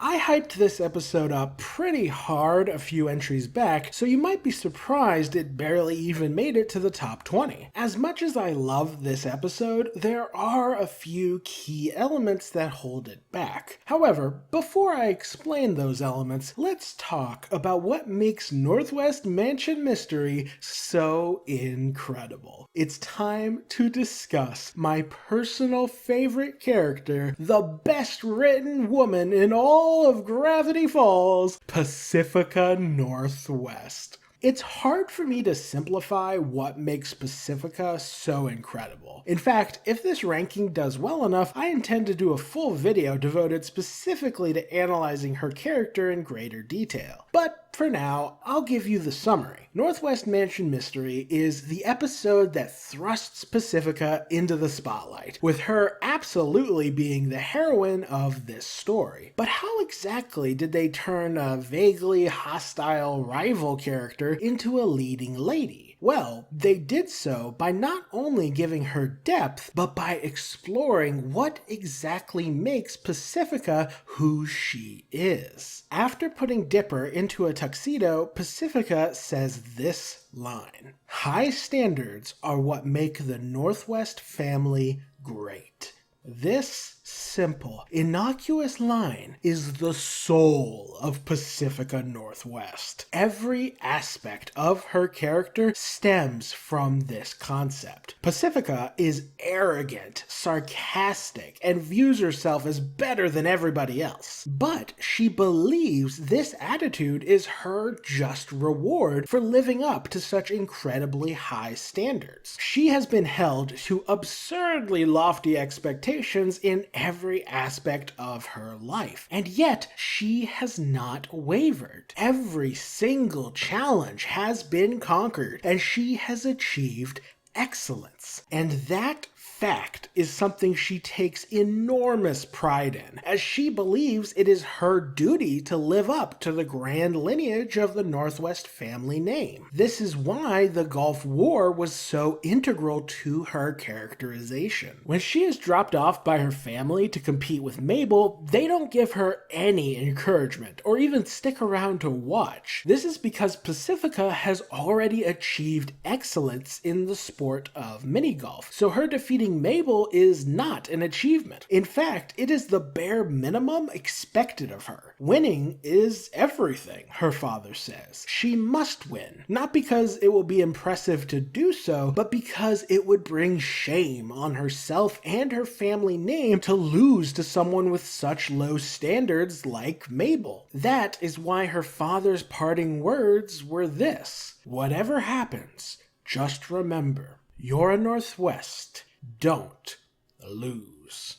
This is quite the burden to put on a child, and there's certainly the argument to be made that this is straight up abusive. But Pacifica carries this burden remarkably well. She considers it a great honor to carry the name of a long lineage of excellent people, so living up to their legacy is a duty she takes very seriously. Of course, it's that very faith in the excellence of her family and in the quality of her family as people that leads to the conflict during Northwest Mansion Mystery. As you are likely well aware, the conflict in this story reveals to Pacifica the great injustice her ancestors wrought upon the people of Gravity Falls. And when her father attempts to use Dipper to avoid ghostly justice, it brings Pacifica great shame to go along with their plan. She knows this isn't right, and that's something that sincerely upsets her. And things only get worse once she discovers the painting room. Here, she uncovers that not only are her parents bad people, but literally her entire family line is composed exclusively of villains. Her family did not achieve wealth and fame through aspiring to excellence as she had believed. Instead, they achieved it through lying, cheating, and betraying everyone around them. Far from people to look up to, these are the scum of the earth who spit in the face of the honor and dignity Pacifica had so treasured. Obviously, this revelation rocks Pacifica's worldview, and she's left in stunned despair as she tries to come to terms with all this. However, thanks to the timely intervention of Dipper, Pacifica is reminded of something important. Something that allows her to reaffirm who she is and what she believes in. And it is in this moment, as she faces down a tyrannical ghost even the Pines family couldn't conquer, that Pacifica's greatness is finally revealed.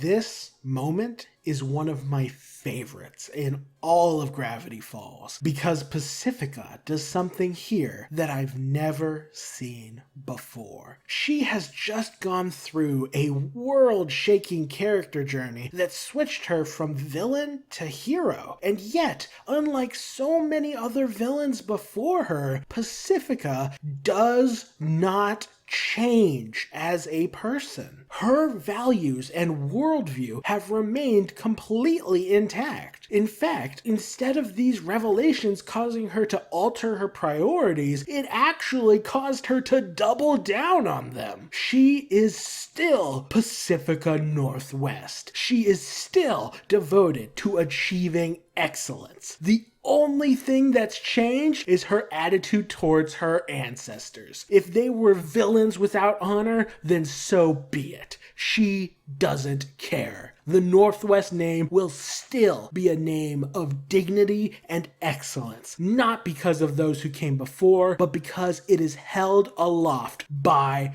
her. Through the power of her own excellence, she will make the Northwest name great. And nobody, not this ghost, not the Pines family, and not even her own parents will stand between her and excellence. She will rise above them all. And that is why Pacifica Northwest is awesome. She has everything I could possibly want in an engaging character. She has positive traits that make you like her and root for her. She has negative traits that inject drama and conflict into stories. But most importantly of all, she has agency. She may be a villain in one story and a hero in the next, but no matter what, she will be the leading lady in any story she's in. That is why Pacifica is leaps and bounds better written than every other female character in Gravity Falls combined. Heck, she's probably better written than all of the male characters too. That's just how good she is. Needless to say, I adore Pacifica Northwest, and she is definitely my favorite character in this show. And Northwest Mansion Mystery ranks this high almost entirely because of its integral role in telling her story. However, that doesn't make this episode perfect. In fact, there are some really major flaws in this episode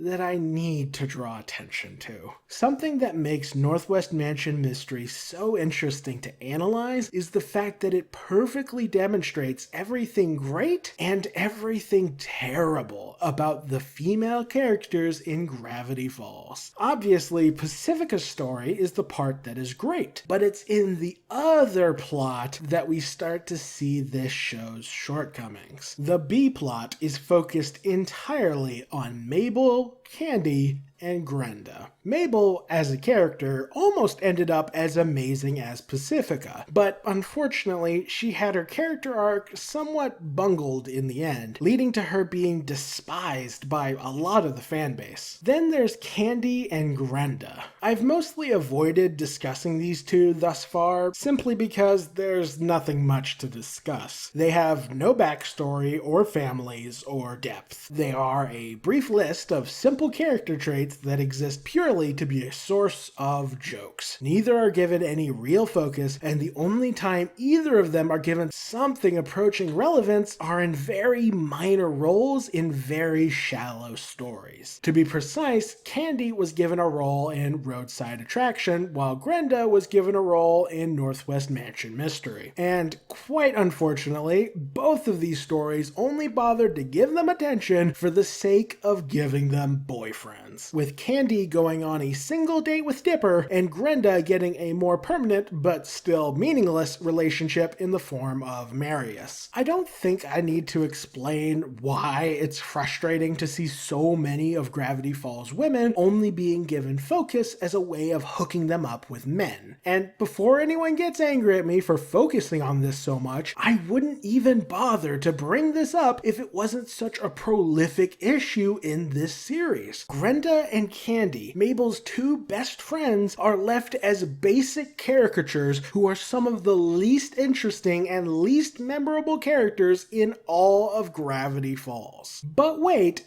it gets worse. While Grenda and Candy are basic and forgettable, they at least have the defense of being very minor characters. They are not important, so you can somewhat excuse the writers for not giving them depth. The same cannot be said for the last woman I want to discuss in this section, Wendy. I'll explore in greater detail the broad failures of Wendy's character a little later on, but Northwest Mansion Mystery is a great spot to point out how easily they could have made her character interesting. Remember how this whole story is about family lineages and the sins of our ancestors? Remember how the main antagonist is a lumberjack ghost? Remember how Wendy's only interesting attribute is that she's from a lumberjack family? Yeah, you're starting to see where I'm going with this, but wait, it gets worse. Do you know what the name of this ghost is? His name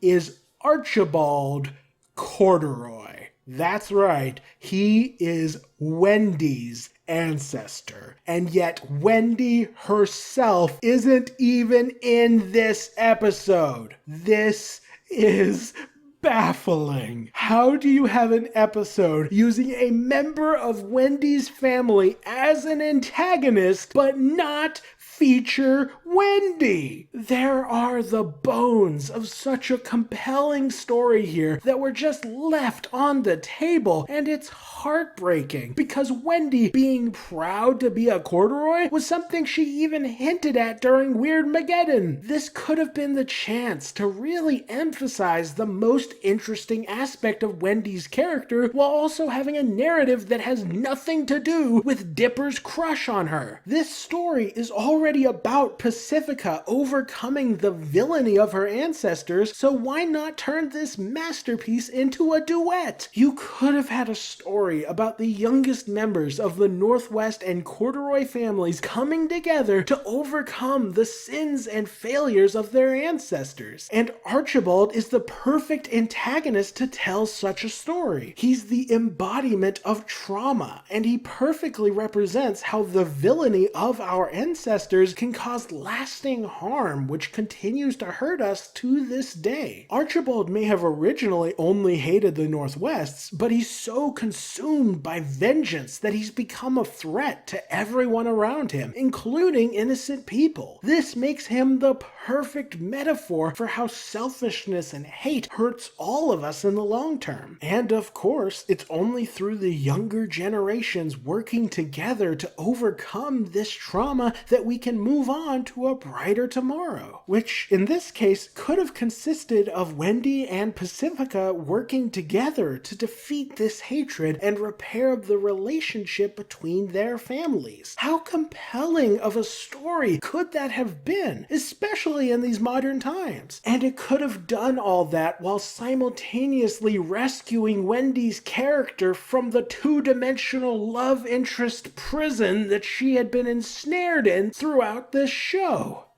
As you may have guessed, I had a lot to say about this story, but we've got to move on. Northwest Mansion Mystery is a great episode that builds upon Pacifica's character, has a couple decent jokes, and ends on an epic cliffhanger. However, as much as I love this episode, I can't deny that it had the potential to be so much more. There's a timeline out there where Northwest Mansion Mystery is the best episode in all of Gravity Falls, and I'm very sad that I didn't get to experience that version of this story.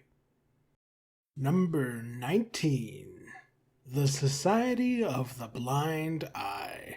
After the monologue of the previous entry, this one should be mercifully brief. With a 3 in comedy, a 4 in plot, and a 1 in relationships, this episode is just a really solid Season 2 entry. The jokes are above average, with Old Man McGucket always being a riot, and of course this episode is heavy on the plot, with us getting lore on Fiddleford, the author, and another great teaser with Stan. It doesn't contribute much of anything in terms of relationship drama, but even so, I do still quite like this episode. As far as critiques go, I do think what Dipper did to Ivan was pretty horrific, and it just sort of gets shrugged off despite him basically killing this man. Even the fact that they stooped to using the bad guy's weapon at all kinda undermines the morality of the heroes. Earlier in this episode, Dipper outright states that this device ruins lives, so for him to then use it on the society is rather troubling. These people have families and loved ones who could get seriously hurt as a result of Dipper damaging their minds. This is one of Dipper's less heinous crimes, so I won't harp on it too much, but just as a reminder, you generally don't want your heroes giving people intentional brain damage if you want the audience to still view them as good people. Side note, I did see one person argue that McGucket is a harmful stereotype, and that having the audience laugh at an old man's senility is messed up, but I don't think I really agree with that. For one, McGucket's mental state is a product of his own life choices, so that already makes his story quite different. Second, he's not really portrayed as having memory problems until this episode. Up until then, he's just depicted as a mad scientist, so I don't think people were ever laughing at his senility senility. This isn't like Paper Jam Dipper, as McGucket is a long-running character who helps the heroes pretty majorly by the end. The moral of McGucket's story could arguably be that just because someone is old and has mental issues doesn't mean they can't contribute to society and even be a hero. So yeah, I don't really agree with that criticism.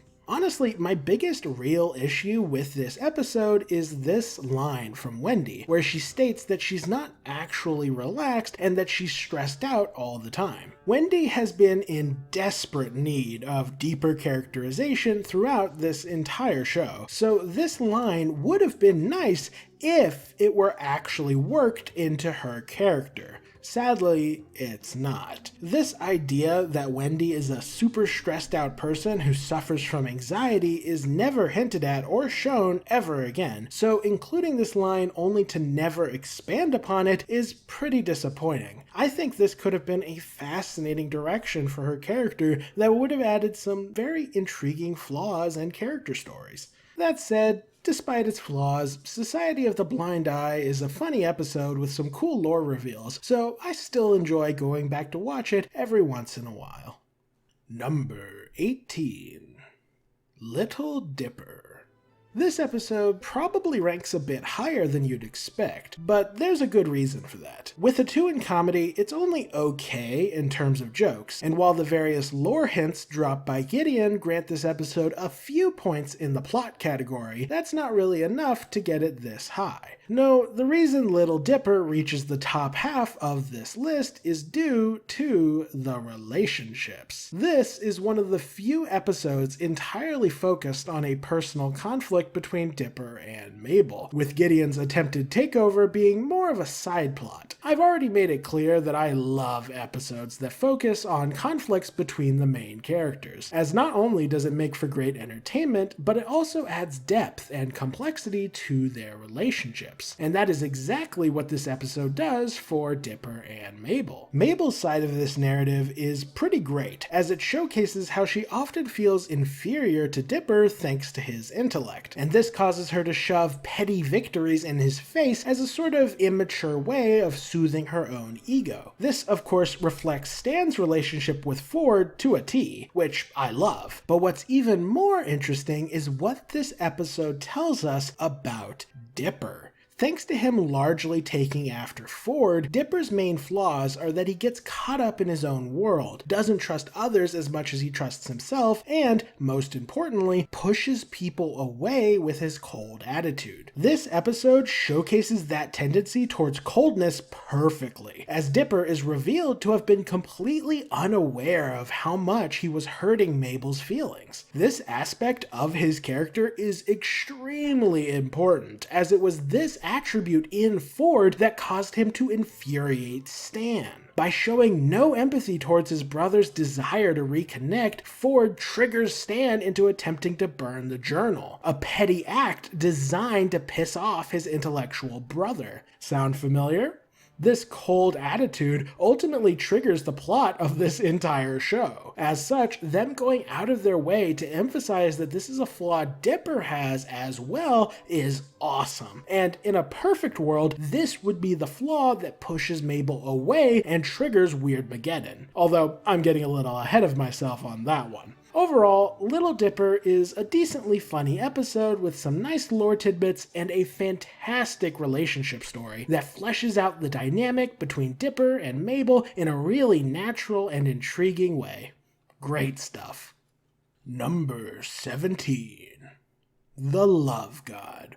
The Love God has nothing of note in terms of contributing to the plot, but it excels in every other category. The comedy is top-notch, with this joke bringing me to tears the first time I saw it. But of course, the main draw of this episode is the relationship content. And it's here where things get interesting. So I mentioned at the start that I haven't seen Schaefer-Ellis's video, and that's still true. However, I did notice that after his video went up, there were a handful of people in my Twitter feed suddenly discussing why this episode is bad. Apparently, they viewed this as being an unethical story due to it effectively being about drugging someone into a relationship, and people didn't like how that was similar to getting roofied in real life. I don't know if Schaefer-Ellis expressed this view in his video or not, but I will go ahead and say that I don't agree with this interpretation whatsoever. This narrative is about a magical love potion controlling someone's mind, which is not the same as drugging someone, and it's perpetrated by a third party in the form of Mabel. It's not initiated by Robbie or Tambry, so I don't think that comparison to roofies really works. To be clear, it's fine to take issue with the ethics of Gravity Falls and its characters. I've done that myself throughout this video, but it's important to criticize the story that's actually here. Otherwise, your critiques will fall on deaf ears. This story doesn't tackle the ethics of drugging people. It tackles the ethics of subverting free will in the name of making someone happy. And since that is a far more interesting topic, let's actually talk about it. To refresh you on the plot, this story is about Mabel noticing that Robbie is depressed, and so she wants to cheer him up. Mabel is a very kind and altruistic person, so this makes perfect sense for her character. Dipper, as you'll recall, discourages this, because he really couldn't care less what happens to people he dislikes. We then get to meet Robbie's parents, see what kind of relationship they have with their son, and even get a brief glimpse into his declining mental health.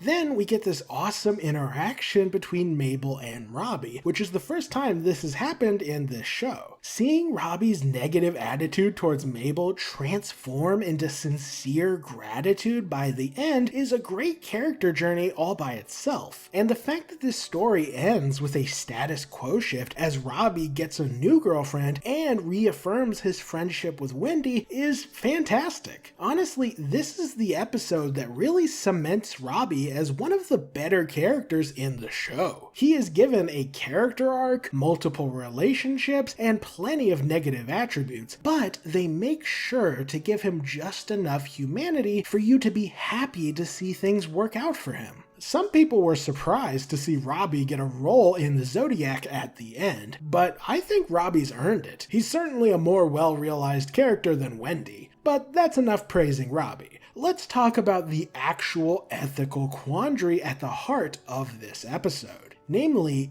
is Mabel's choice to use a love potion on Robbie and Tambry ethical or unethical? In other words, is it ethical to subvert someone's free will in the name of making them happier? Before I give my 2 cents on the matter, what does the episode itself seem to say about this question? Well, Mabel only regrets her choice after the rest of the friend group falls apart as a consequence of Robbie and Tambry dating. She then tries to undo the love potion, not because it's hurting either of the people in love, but for the sake of restoring the status quo. In other words, she plans to kill Robbie's happiness in the name of everyone else's happiness. However, before she gets that chance, Robbie ends up thanking her for her help before stating that, to his own surprise, he's actually finally happy again. Seeing this, Mabel ultimately decides to not interfere. However, notably, she doesn't conclude that the act of mind control is wrong. Rather, the lesson Mabel learns is that she specifically is not qualified to be wielding this kind of power. That is why the episode does not vilify the love god. As far as the writers are concerned, when he does it, it's completely ethical, because he has the wisdom to use it properly. In other words, the official opinion of the narrative is that subverting people's free will in the name of happiness is okay as long as you know what you are doing. And that is a fascinating conclusion for the writers to reach. I'm willing to bet that many of you watching at home think this conclusion is objectively wrong. If I asked you if it's okay to subvert someone's free will in the name of making them happier, you'd likely say absolutely not. Most people in the Western world highly value free will and individuality, so the idea that subverting free will might be the most ethical choice is something us Westerners typically cannot accept. However, I'm not so sure that's the right perspective. For a little context, I myself am a pacifist, and thus I consider all violence to be fundamentally unethical. As such, when I see news in the world of people constantly slaughtering each other day in and day out, it makes me question whether free will is worth it if it means sacrificing human lives. In fact, I've often considered writing stories in which the heroes conclude that complete free will is simply not what's best for the human race. As a result, the conclusion of this episode intrigued me. I was curious to see how highly people prioritize free will, so I went ahead and put a poll on my Twitter. This poll contained a simple question designed to test what people value more, free will or safety. Here's what the question was. If you were presented with the opportunity by a genie to make humanity incapable of ever committing any kind of violence against other humans ever again, would you do it? You would end all war and violence at the cost of undermining humanity's free will. Is that worth it? The options on the poll were yes, world peace good, and no, mind control bad. 431 people ended up participating in this poll, which is a pretty decent sample size all things considered. So, which option do you think got the most votes? And which option would you choose? Feel free to post your answer down in the comments below. I'm actually very curious to hear what people have to say. I'll give you a brief opportunity to pause the video. As for who won the poll, in the end, the winner was free will, but only barely.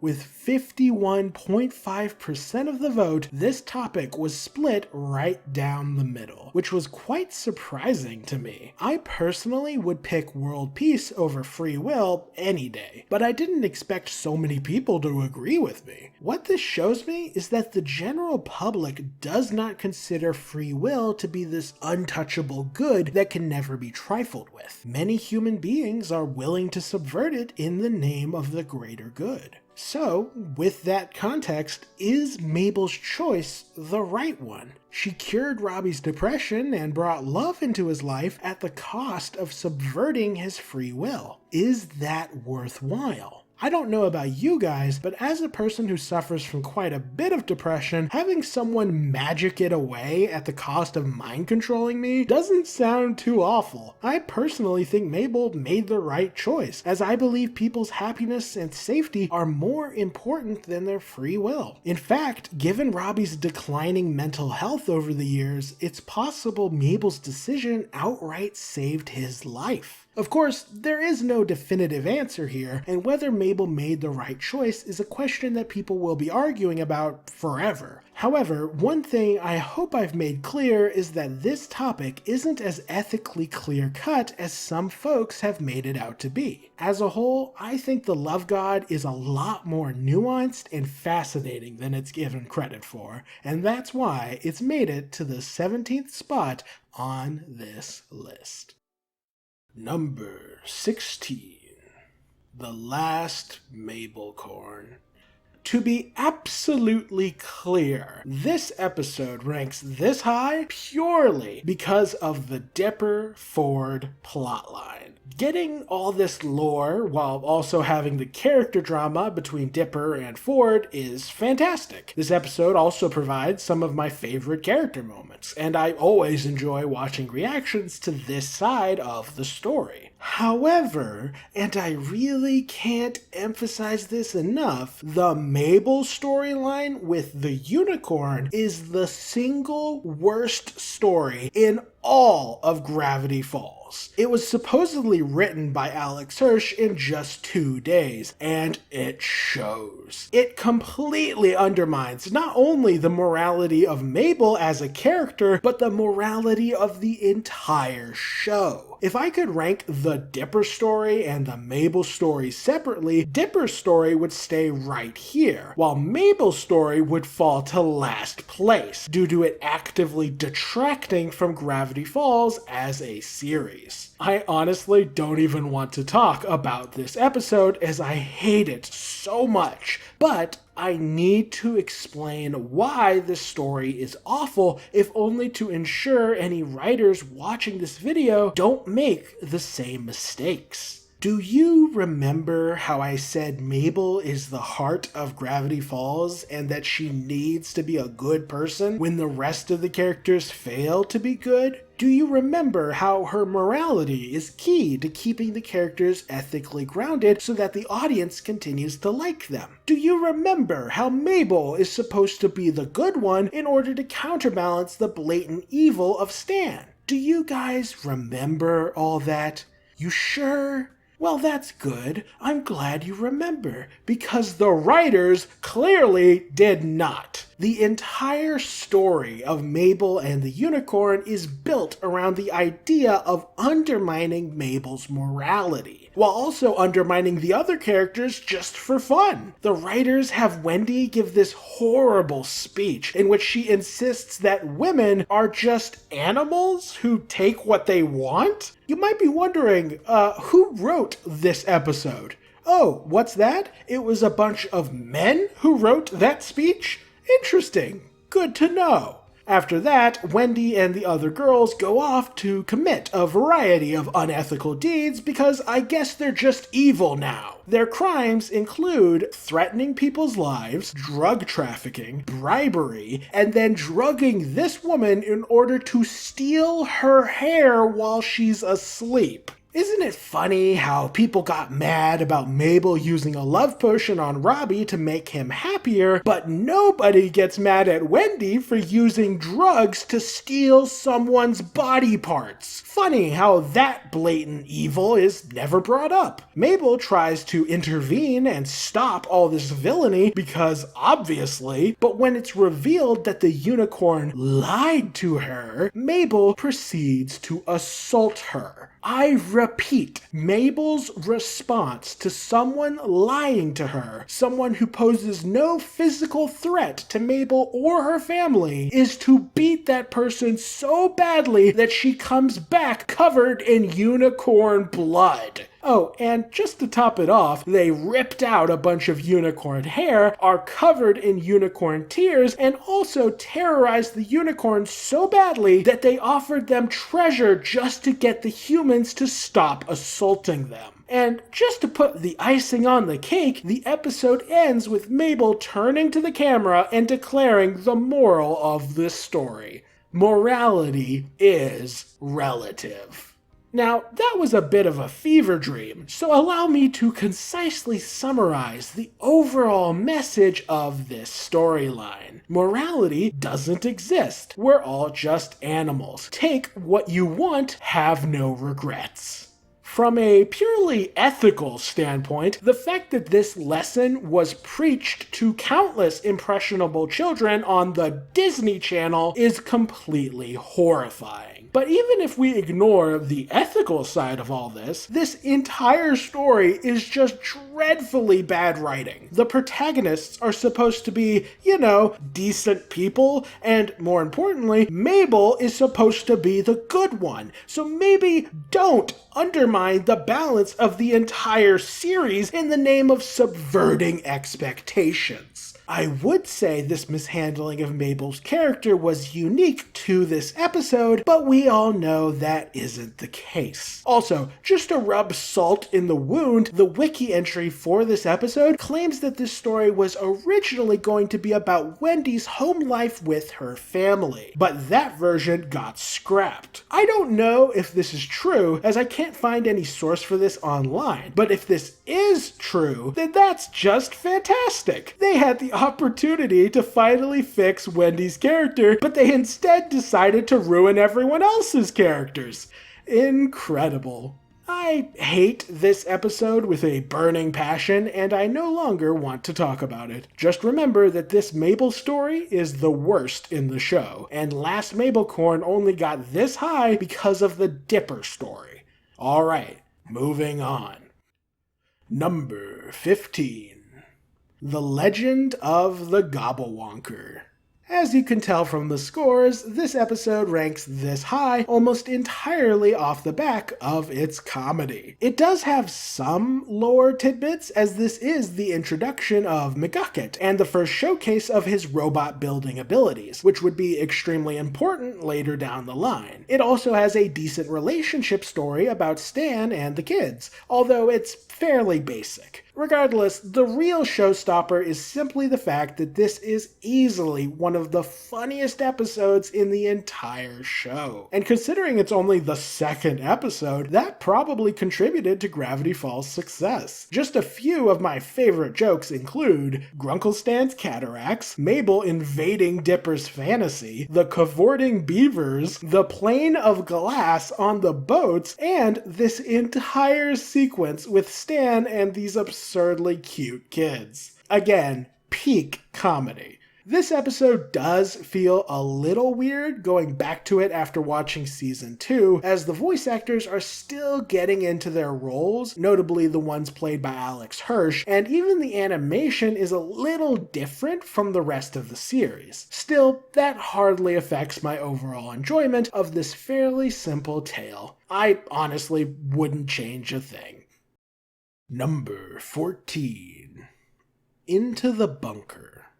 As the episode that effectively acted as the finale to the Dipper-Wendy subplot, you can bet I've got a few things to say about it. There were a handful of solid jokes. Mabel in particular is very funny in this episode, and this bunker mission further explores some interesting mysteries surrounding the author. The shapeshifter is also easily one of my favorite antagonists in the show, purely due to how versatile, intelligent, and threatening he can be. I honestly would have loved to see more of this creature. That said, this episode does have one notable flaw. You may be surprised to see the relationship score is only a 3, as this is the story where Dipper confesses his crush to Wendy. However, after rewatching this episode, I don't think Into the Bunker is a particularly strong relationship narrative. Sure, Dipper's struggling with his crush, and the nature of that struggle changes after he confesses, but ultimately this doesn't actually change anything about his relationship with Wendy. She outright knew about his crush from the beginning, meaning this episode didn't change her character at all, and Dipper just continues being in the friend zone. And while Dipper's crush is the focal point of this drama, it more so seems to be focused on telling a story about the struggle of having an unrequited crush than it is an actual exploration of the relationship between these two characters. And this brings me to one of my main criticisms of Gravity Falls as a whole. This has been a long time coming. You all know what I'm about to bring up, so let's just cut to the chase. Wendy Corduroy isn't really a character. Alex Hirsch has made clear that when designing Wendy's personality, their entire idea for who she is was literally just cool girl, and unfortunately, they never really bothered to flesh her out beyond that. Wendy's list of core character traits begins and ends with cool, teenage, girl, and lumberjack. Although that lumberjack bit isn't even really a character trait so much as it is an excuse for why she's so athletic. They wanted her to do cool physical stunts, so they decided she was a lumberjack, meaning this is really just an extension of the cool trait we mentioned before. Now, this lineup of characteristics isn't bad, but the issue is that they are not explored to any meaningful degree. Wendy is very two-dimensional. She exists to be the focus of Dipper's crush, occasionally do cool things, and that's pretty much it. There's no real depth to her, and this only becomes more apparent when you compare her to the other main characters. These 5 are the core cast of Gravity Falls, with Stan being far and away the most well-realized and three-dimensional character, while Dipper and Mabel are a close second. Seuss is less nuanced, but he's still given a heartfelt relationship with Stan, a whole episode focused on his tragic backstory, and a whole other episode focused on his struggles finding a girlfriend. By contrast, when Wendy is given an episode about her finding a boyfriend, the story focuses entirely on Dipper's reaction to this event rather than on what it means for Wendy as a person. She is a plot device in her own story. Furthermore, Seuss and Melody's choice to start seeing each other actually said something about who they are as people, but Wendy regards dating so casually that her seeing Robbie says literally nothing about her. How a character responds to someone confessing their feelings to them should showcase some aspect of that character's personality, but Wendy's response to Robbie asking if they could date was, "Yeah, I guess so."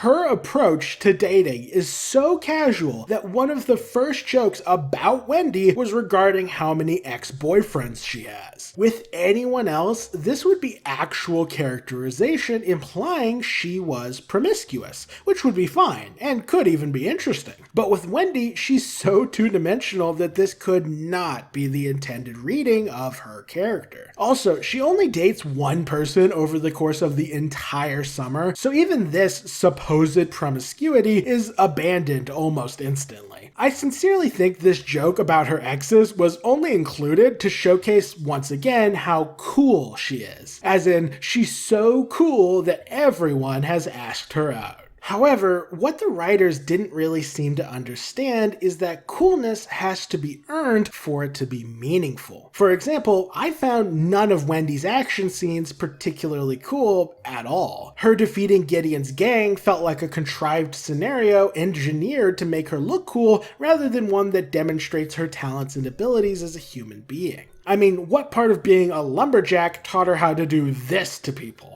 Oh, that's right, she was given apocalypse training by her dad, and this fact just never came up until this episode. It's almost like they made it up to explain her combat effectiveness in this specific episode, and it has no bearing on her character in any previous stories. Point is, none of these Wendy action scenes are cool because her ability to participate in them is justified with reasons that are made up on the fly. There's no build-up, and thus there's no payoff. By contrast, when Stan single-handedly fights a zombie horde, it's one of the coolest moments in the show. Not because it's more impressive than what Wendy did, but because of who is doing it. We know who Stan is, and we know all the trials and tribulations he went through to become the man he is today. We saw him struggle to be a fighter, slowly grow into his abilities, and then utilize them to save the day during his family's time of need. That is how you make coolness feel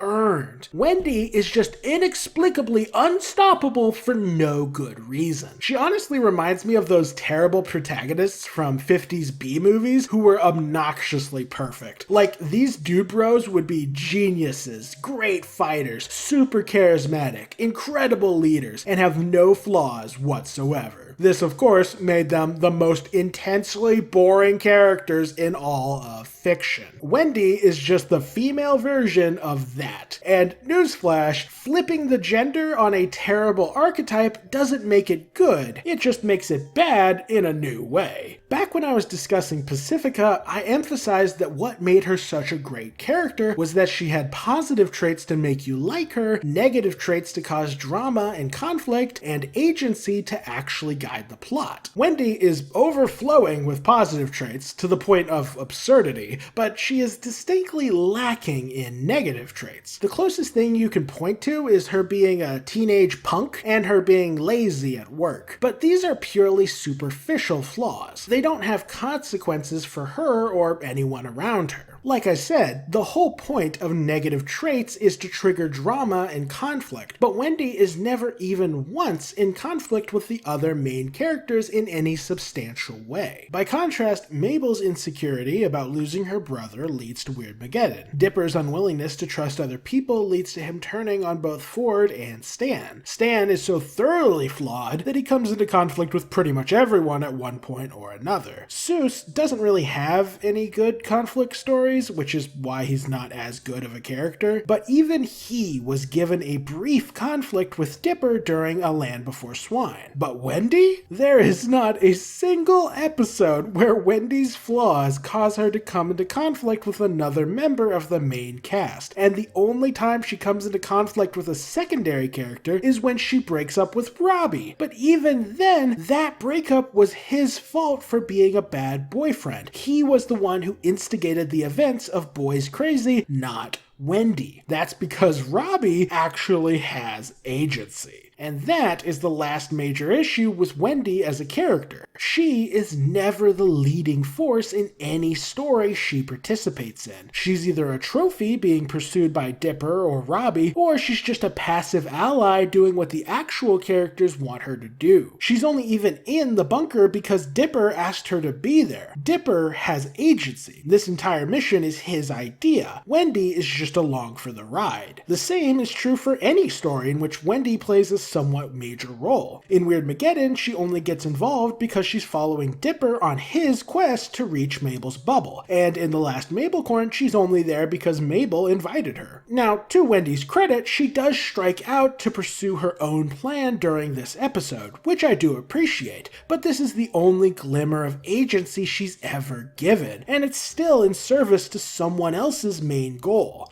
Also, I hate this episode with the fury of 1,000 suns, so I don't give Wendy too much credit for being involved here. My point is, the reason the relationship story falls so flat in this episode is because there's only one actual character involved. Wendy is just too flat and too basic to contribute anything, so it entirely falls on Dipper to carry the drama, hence why it only got a 3 in this category.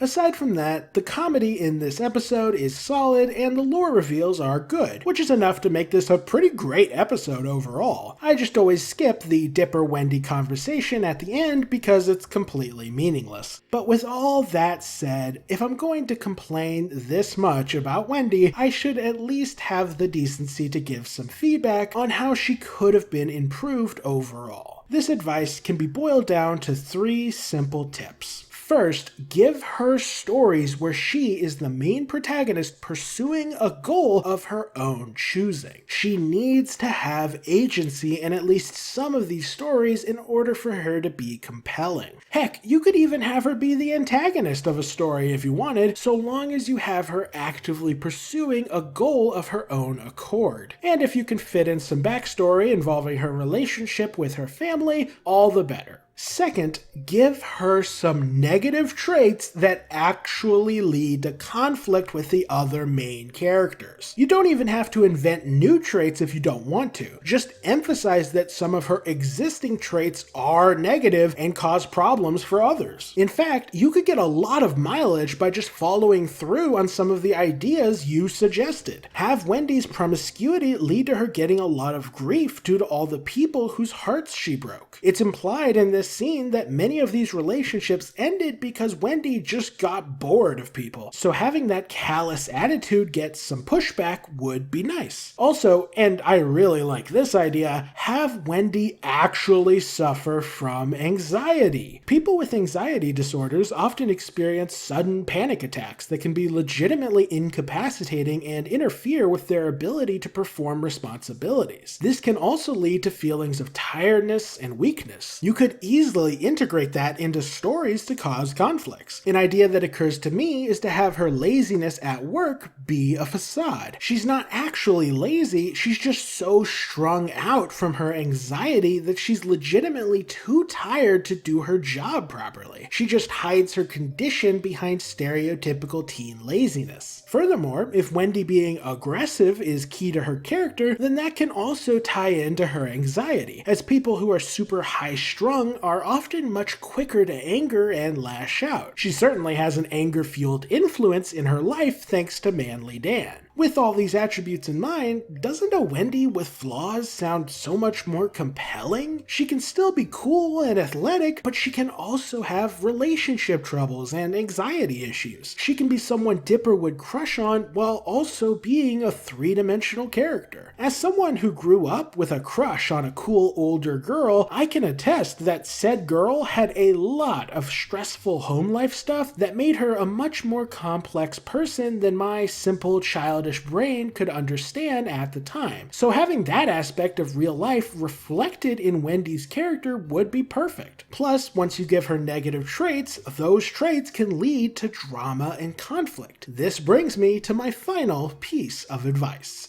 Give Wendy conflicts with the other main characters. These conflicts can be based out of the other characters' flaws, Wendy's flaws, or both. I'll go ahead and give some quick examples of how this could be done with each of the main characters. With Dipper, you could easily build some drama between Wendy and him by actually following up on the outrage she felt towards him for treating her like a trophy during Boys Crazy. Alternatively, you could have Wendy's punk activities get Dipper in trouble with the authorities, and have that lead to conflict. As for Stan, you could easily have her getting into conflict with him due to her not performing her job effectively. And once Stan realizes it's not a result of her laziness, but a result of her anxiety, the story could end with a really sincere and heartfelt talk between Stan and Wendy about her condition. We could even have Stan express empathy by hinting at his past, as we know that he's been in plenty of anxiety-inducing situations. Having Stan make the Mystery Shack more accommodating for her anxiety would be a really heartwarming development, and it would work perfectly with Stan's character, as we know he's willing to go out of his way to help people he cares about, such as when he tried to get Seuss's birthday removed from calendars to cheer him up. Also, there's just a general lack of relationship building between Stan and Wendy, so this would be a nice addition in general. Wendy's more aggressive and punk-oriented lifestyle could also lead to conflict between her and Mabel, as Mabel is generally much more kind and sensitive. Alternatively, with how excitable and random Mabel is, you could have her unpredictable nature end up causing stress and anxiety for Wendy, which in turn leads to conflict. To be clear, not every story has to revolve around her anxiety, but this is one of the few negative traits the show suggested she might have. Also, I refer to it as a negative trait purely within the context of storytelling. I'm not suggesting having a disorder reflects poorly on the real people who have that condition. I merely call it negative because it could lead to conflict and drama in a fictional setting. Similarly, when I say Wendy has no conflicts, I'm referring to interpersonal relationship conflicts, and not to actual fight scenes. Obviously, Wendy has fights with monsters and Gideon and stuff like that. As for a Seuss conflict story, one of Seuss's few established negative attributes is his clumsy tendency to break things, and I am quite certain someone like that would be difficult to be around for someone with anxiety, especially someone who specifically linked her anxiety to her rather destructive father.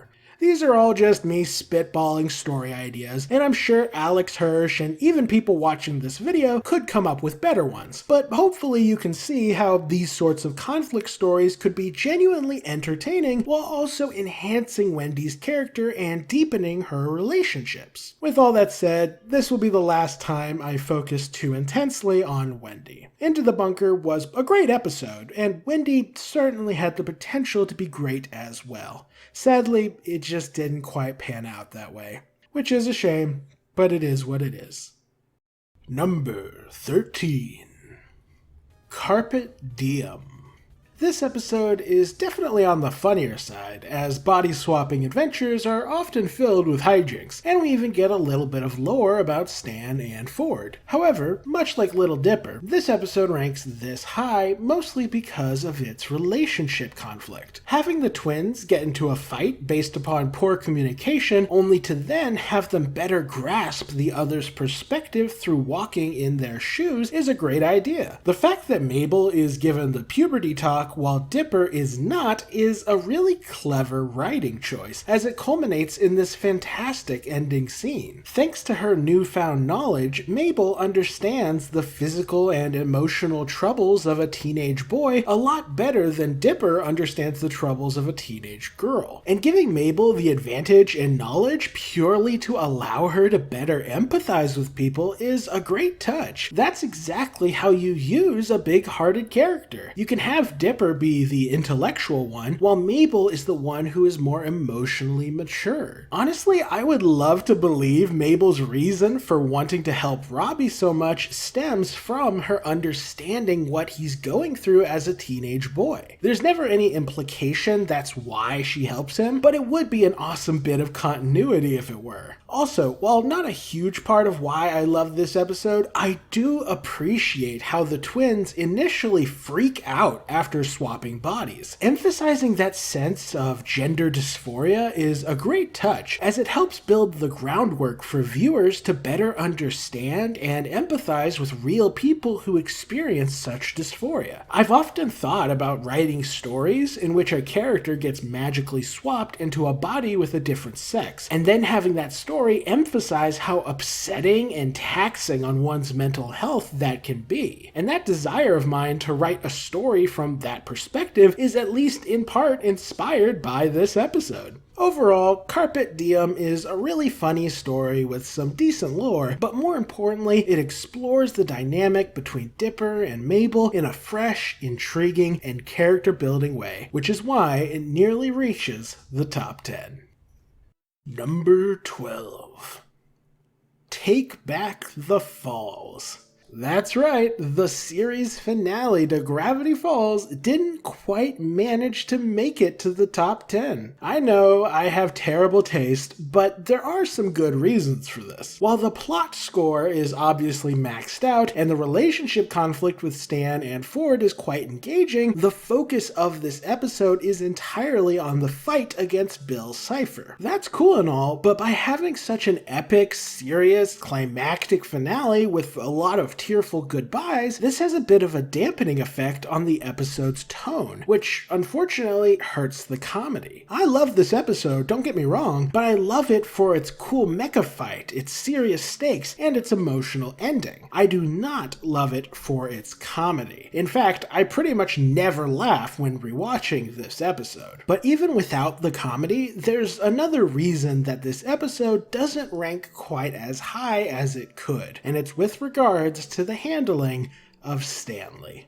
Stanley's sacrifice is awesome, emotional, and meaningful. In a life full of selfishness and crime, to have Stan mess up everything at the end only to redeem himself through sacrifice is beautiful. It's a perfect metaphor for his life. Stanley will mess things up with his bullheadedness, but afterwards, he'll job as hard as possible to make things right. He'll banish his brother to another dimension, but then spend 30 years bringing him back. He'll doom the entire world, but then sacrifice himself to save it. That is just who Stanley is, and I love it. This is a moving send-off to quite possibly the most well-fleshed out character in the show, and it could have gone down as one of the most emotional finales in all of cartoon history. Emphasis on could have. Obviously, everyone and their grandmother has already critiqued their decision to undo Stanley's sacrifice. But at the risk of beating a dead horse, I do feel the need to emphasize how unnecessary this decision was. You were already using a much less blatant form of death in the form of memory wiping, so keeping his memory gone could have still been lighthearted enough to go out on a mostly cheerful note. You could have the story play out the exact same way as before, but instead of Ford taking Stan on world-trotting adventures in an attempt to mend their fractured relationship, you could instead have Ford take this new person on adventures, this person who isn't really Stan anymore, as a way of repenting for his failure to be a better brother while he still had the chance. How compelling could it have been if both Pines brothers sacrificed their futures in the name of family? Stan sacrificed his mind to save Ford, and now Ford can sacrifice his twilight years, giving this new Stanley the adventure he never had the chance to experience. That would be such a poetic ending for these brothers. It would also teach a beautiful lesson to the kids watching at home, namely that life is short, and while you may be upset with your brother or your friend or whoever, if you don't try to repair that relationship now, you may never get the chance, and you don't want to be left with the guilt and sorrow that holding a grudge like this can lead to. The fact that they abandoned such a meaningful, emotional, and thought-provoking ending in favor of this cheesy, generic, happily ever after is really disappointing. If they had actually followed through with this sacrifice, this episode could have easily reached the #1 spot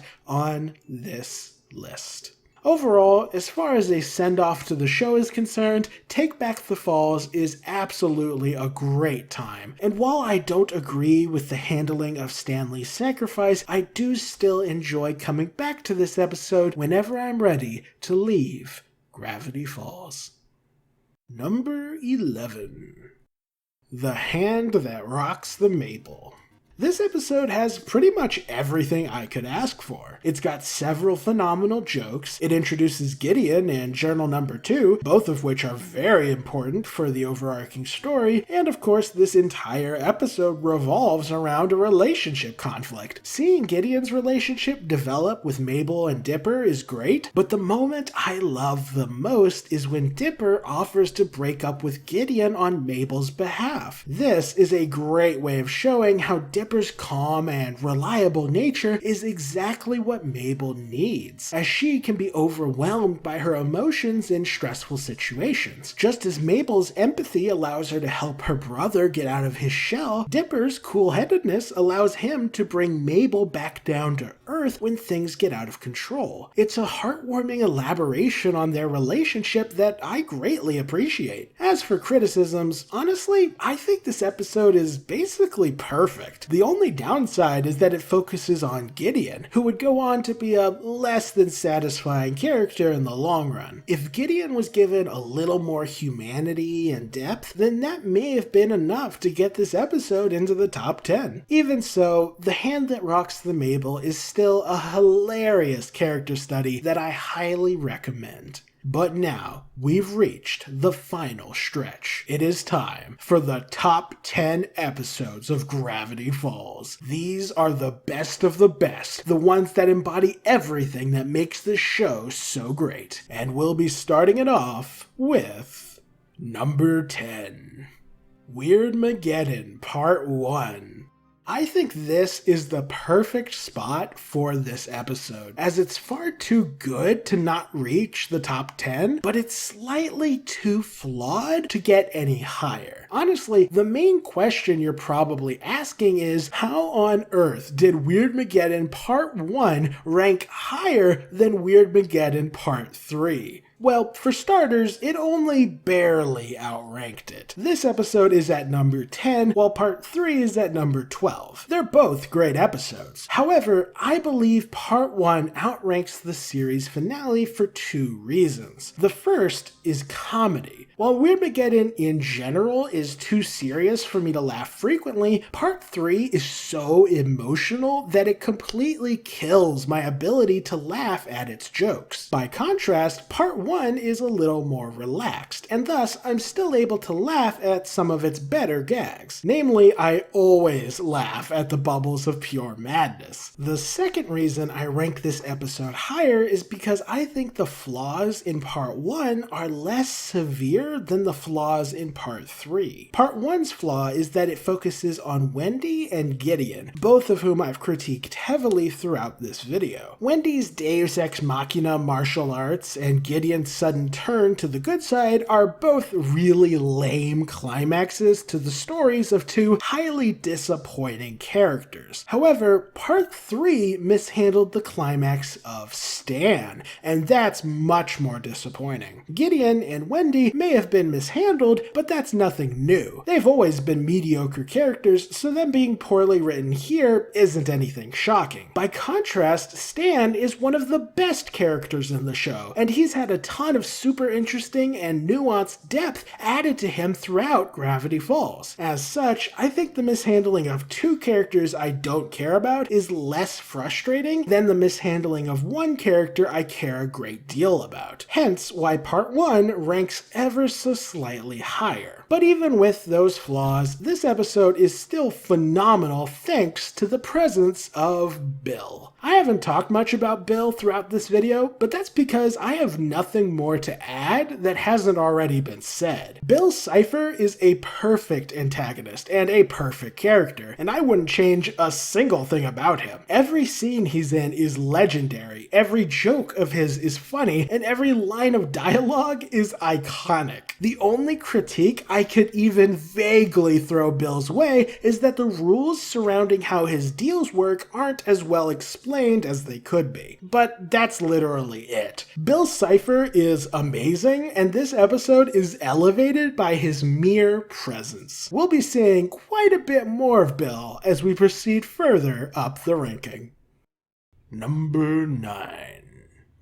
Tourist Trapped.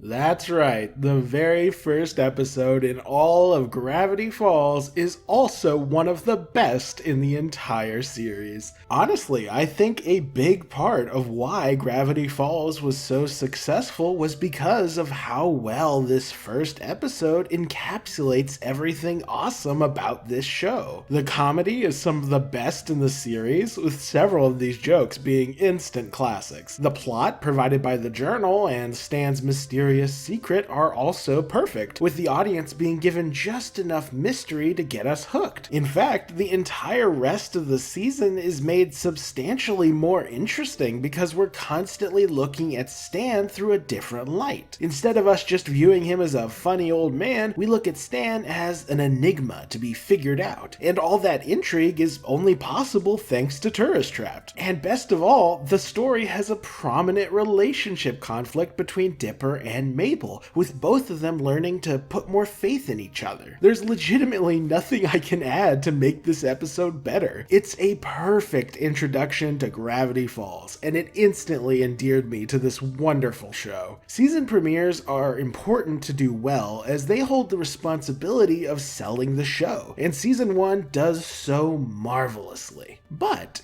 did Season 2 manage to top Tourist Trapped? Well, as a matter of fact. Number 8. Scarioki.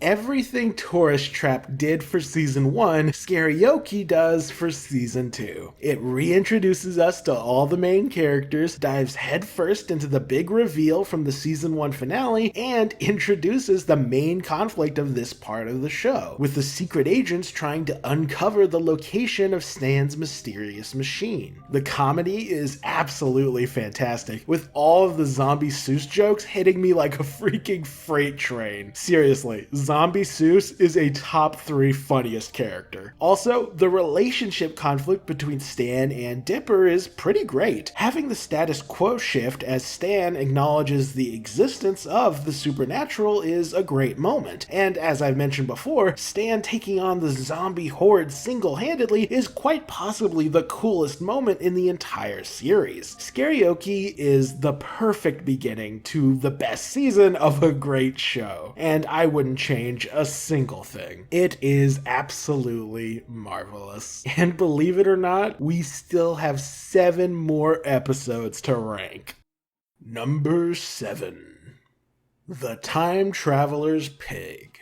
This episode is so stinking good, it's hard to overemphasize it. The comedy is phenomenal, with all of these jokes being absolute riots. And the fact that this story evolves from a Dipper-Wendy subplot into a character conflict between Dipper and Mabel is absolutely perfect. The way Mabel is 100% on Dipper's side until his meddling causes her to lose Waddles is often overlooked as a moment of her really being there for her brother. And the fact that Mabel actually backs down from saving Waddles after Dipper asks if she wants Wendy to date Robbie is a super underrated moment. Mabel doesn't insist on Dipper sacrificing his goal for her sake, even though it breaks her heart. And in the end, Dipper chooses of his own volition to sacrifice his ambition for the sake of Mabel's happiness. This is a sincerely heartwarming story, and it's actually important for distinguishing Dipper from Ford. Ford would never dream of sacrificing his ambitions, not even for his family. But Dipper is different. He knows the happiness of your loved ones is sometimes more important than your own goals, and that's awesome. Hilariously, this story is easily the best addition to the Wendy-Dipper romance subplot simply because it barely involves Wendy. She's literally frozen in a moment in time throughout this episode, and the focus is instead placed entirely on Mabel and Dipper. That's why I love this episode, in spite of it technically being involved in that mediocre subplot. Also, as a side note, it's only by ignoring the context of this story that Bill can even use this moment to manipulate Dipper and, by extension, manipulate the audience. Despite what Bill implies, and despite how I phrased it earlier, Dipper doesn't actually sacrifice anything for Mabel in this story. Dipper just undoes the harm he did to his sister, and even then, it wasn't something Dipper was forced to do. Mabel was willing to take this loss rather than force Dipper to sacrifice anything. That is something folks often conveniently forget.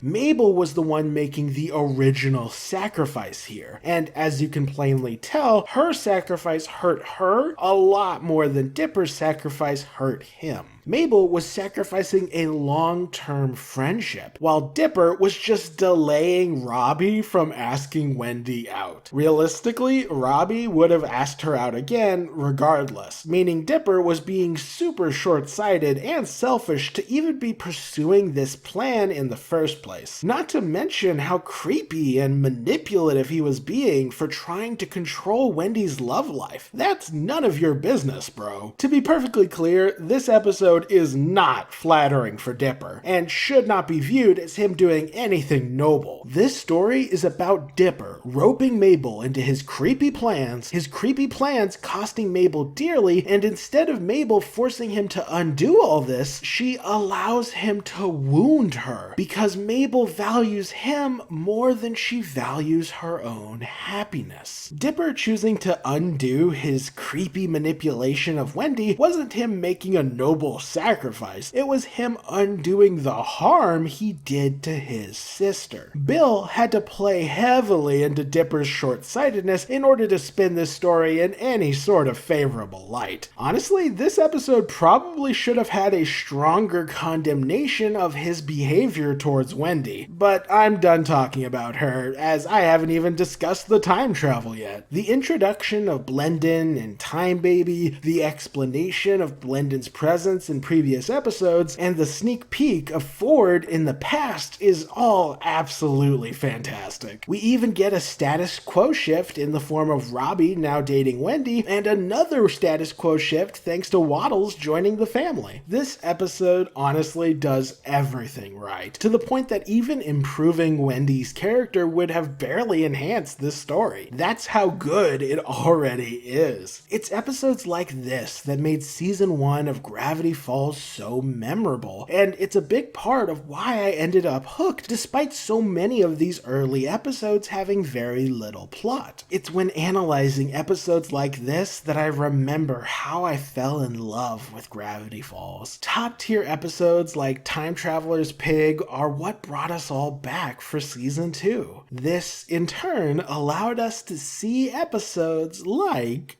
Number 6. A Tale of Two Stands.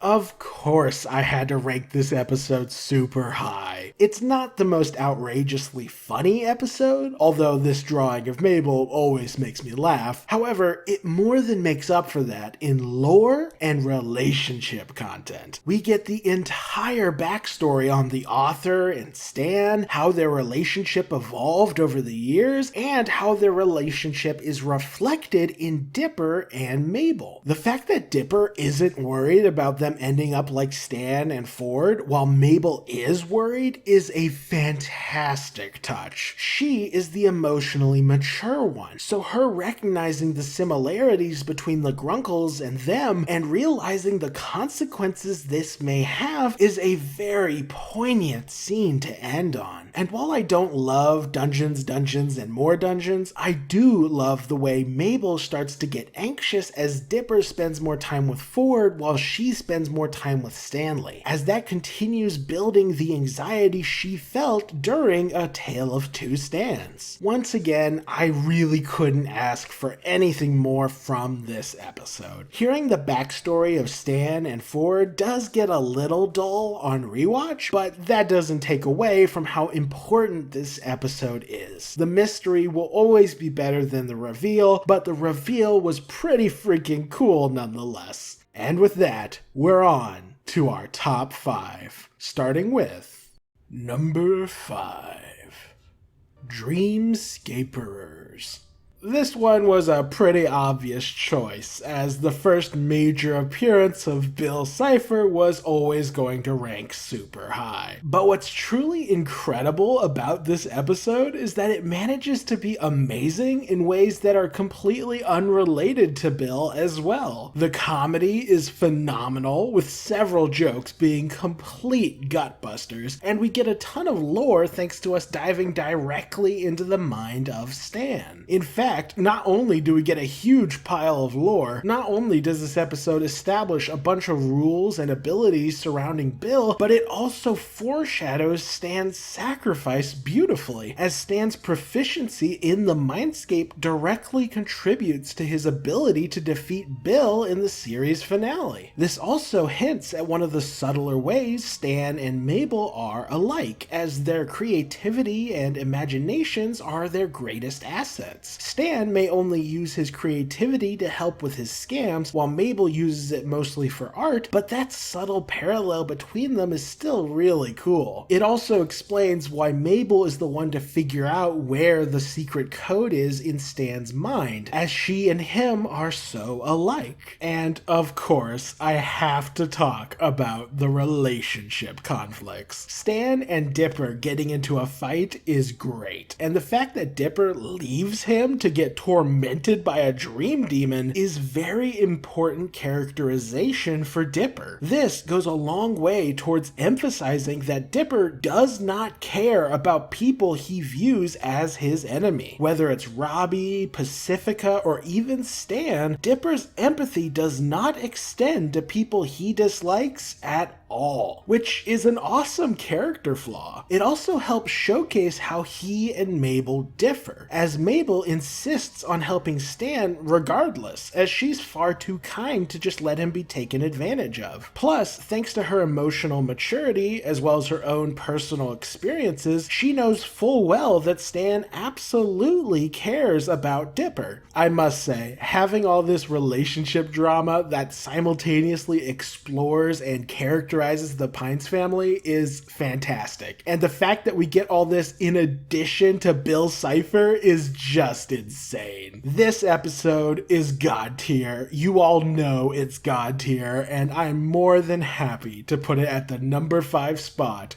on this list. Now, I'm going to do something a little bit different here. I'm going to be discussing the next 2 episodes at the same time. This is because my analysis of one is entirely dependent on my analysis of the other. At the number 4 spot, we have Dipper and Mabel versus the future. And at the number 3 spot, we have Weirdmageddon Part 2, Escape from Reality. Both of these episodes are, as far as I'm concerned, equally amazing. They're not the funniest episodes of all time, but the plot and relationship content are extraordinary. And from a narrative standpoint, these two stories go together, as the first shows how Dipper and Mabel had their falling out, while the latter shows how they reconciled. However, as much as I adore these episodes, they do have one major issue and one minor issue. The minor issue is her. In both episodes, Wendy is reduced to the lowest common denominator, with her hating high school because she's a teenager, and her greatest desire being to trash the high school because she's a teenager. Let me remind you, this is occurring in Mabel's bubble, which is designed to ensnare you with your deepest desires, and Wendy wanted to trash a school. Compare that to the other protagonists. Seuss wanted to see his father, who he had a whole episode about. Mabel wanted a supportive brother, which is tragic and integral to this episode's plot. Even Dipper wanted Wendy to date him, which is easily Dipper's most prominent subplot. All these desires are integral to their characters and stories, while Wendy is just a piece of cardboard who wants to do cliched teenage things because that's all she is. Also, Wendy abandoning Dipper in the middle of the apocalypse to go do this is so horrifically shameful. That said, this is just a minor issue, as I don't care enough about Wendy at this point to let her presence bother me. No, the real issue with these episodes stems from a problem I've been mentioning throughout this video. Mabel's character arc was bungled. And it's finally time to talk about how it happened. The exact moment that turns this masterpiece of storytelling into a flawed work of art is this scene here. In this scene, Mabel doesn't want summer to end or for Dipper to go. Dipper tries to console her, but it doesn't work, and in her desperation to not let things change, she triggers the apocalypse. This is where everything went horribly wrong for Mabel's character, and it's entirely because the writers made this conflict utterly imbalanced. Dipper is presented as being completely reasonable, while Mabel is presented as being absurdly selfish. The universe is at risk, and she is hiding in a fantasy while Dipper does all this hard work trying to save everyone. Dipper then sacrificing his future as Ford's apprentice in order to appease Mabel just makes her look that much more awful. This situation is the real reason behind people coming to despise Mabel. This two-part story undermines her completely, and the most tragic part of this is that it was completely avoidable. This narrative only needed to change one thing, and it would go from an imbalanced story of Mabel's selfishness to a brilliant story about two very flawed people overcoming their faults in order to not end up like Ford and Stan. The framework for this narrative was already there, and all that needed to be changed was this scene. I've mentioned before that the core trait that made Ford flawed was his cold attitude, as it causes him to push people away due to him not thinking about their feelings. He lost his brother, he lost his partner, and thanks to this same coldness triggering Stanley, he almost lost the whole universe during the Zodiac ritual. Meanwhile, Stan's core flaw is that he is obsessed with maintaining his relationships, and thus is willing to risk the destruction of the universe at the mere chance of seeing his brother again. These flaws are what drove a wedge between them, and in the end, their inability to overcome these flaws nearly destroyed everything they cared about. The story of Dipper and Mabel is designed to reflect that original narrative, with Dipper playing the part of Ford and Mabel playing the part of Stan. They have inherited the flaws of their respective grunkles, and now the the exact same story is doomed to play out again unless these kids can learn from the past and grow as people. The Mabel side of this story is handled perfectly in these 2 episodes, with her anxiety about the future growing and growing, and her becoming increasingly panicked from thinking about what the future may bring. The only solace she can find is that Dipper, the one who has always been there for her, will still be by her side. He is the cool-headed one. He will help her deal with these emotions, just like he did during the original Gideon episode. They even call back to that story with Mabel hiding in her sweater. This is what Mabel does when she's overwhelmed and needs Dipper's help. As such, when Dipper is revealed to be planning to stay with Ford, that breaks her heart. This is her worst nightmare coming true, the thing she's been scared of all season, and in her distress, her flaw is brought to horrible light. She can't cope with reality, and thus flees to a dream world where things don't have to change. And Bill Cipher is more than happy to exploit this moment of weakness. Everything about Mabel's side of the story is perfect, which only leaves Dipper. And it's here where things fall apart. In order for this narrative to work, Mabel and Dipper need to have a falling out that reflects the one their grunkles had. This is the ultimate challenge to their relationship. But in order for this narrative to function, Dipper has to play the role of Ford, which means he needs to embody the core attribute that made Ford flawed. When Ford called Stan to the shack, Stan was overjoyed at the opportunity to reconnect with his brother. But upon realizing that Ford had no intention of reconnecting, and worse, that Ford had zero empathy for Stanley's own troubles, Stan lost it. This fight in this scene is entirely fueled by Ford's complete lack of empathy. He is so caught up in his own little world that he has no idea how his words are affecting his brother. He has no idea how much pain Stanley is currently in. Stan was willing to forget the past, forget all his suffering, if it meant reconnecting with his best friend. But Ford wasn't even aware of how desperately Stanley needed him. This is Ford's greatest flaw, and it's this flaw that Dipper needs to embody in this scene. Dipper shows so much empathy and kindness to Mabel that everyone ends up rooting against her in the finale, which is proof that this story failed. They needed to make it feel like this was a story of 2 equally flawed people. The audience needed to end up feeling that Dipper was just as much responsible for Weirdmageddon as Mabel was. And the only way to do that is for Dipper to be heartless. Dipper needs to enter this scene so caught up in the hype of becoming Ford's apprentice that he is utterly unaware that Mabel is upset. And when she reveals that she's so heartbroken at his choice and that him doing this will be horrible for her, he cannot show empathy. In fact, what needs to happen is Dipper must get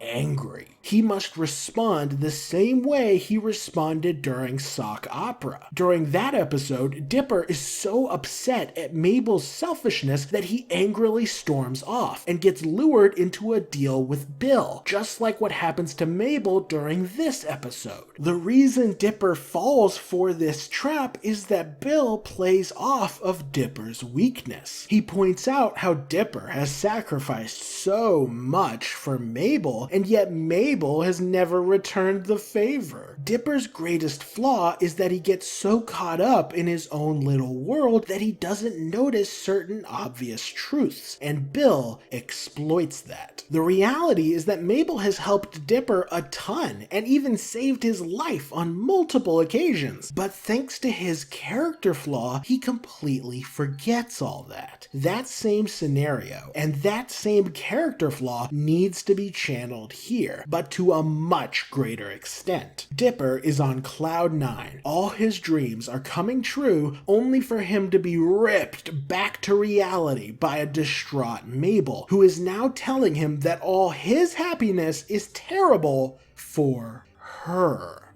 And Dipper needs to get furious about this. He needs to believe that this is Mabel selfishly sabotaging his future for her own petty reasons. This isn't true, of course, but thanks to him overlooking this obvious truth, he gets caught up in his own rage. Remember, we need the audience to believe that Dipper has gone too far in his reaction. The audience needs to believe that Weirdmageddon was caused by both Dipper and Mabel making terrible mistakes. And Dipper's mistake needs to be him acting unnecessarily cold and cruel in this exact moment. Remember, Dipper regresses to utter coldness and callousness when dealing with people he views as his enemy. He turned on Stan multiple times the second he thought Stan had betrayed him. So him turning on Mabel, even if only for a moment, is absolutely in his character. And I believe the best way for this to play out is for Dipper to reference Ford and Stan directly. Ford had his future ruined by Stan's selfishness, and that is what caused the initial schism between them. Dipper knows all this. He knows how Ford's future was set back by his sibling. As such, in this moment, Dipper should rant at Mabel about her selfishness. Rant about how she always does this. Rant about how she's always holding him back. Rant about how she always gets in the way of his happiness. And then, to deal the horrible finishing blow, he should say that she is trying to ruin his future in the same way Stan ruined Ford's, and that he is not going to let her do that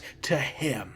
This will be the final straw for Mabel's emotional state. This last line from Dipper is, unbeknownst to him, the cruelest thing he could have possibly told her, as she has been terrified of this exact scenario playing out ever since she found out about Ford and Stan's backstory. She has been so scared that Dipper would angrily abandon her the same way Ford abandoned Stan. And now, right before her very eyes, that exact thing had happened. Stan had threatened Ford's future, so he abandoned his brother. She had now threatened Dipper's future, so he was abandoning her. She was now doomed to live a sad, miserable life just like Stanley. She then runs off in tears, and the rest of the story plays out the exact same way.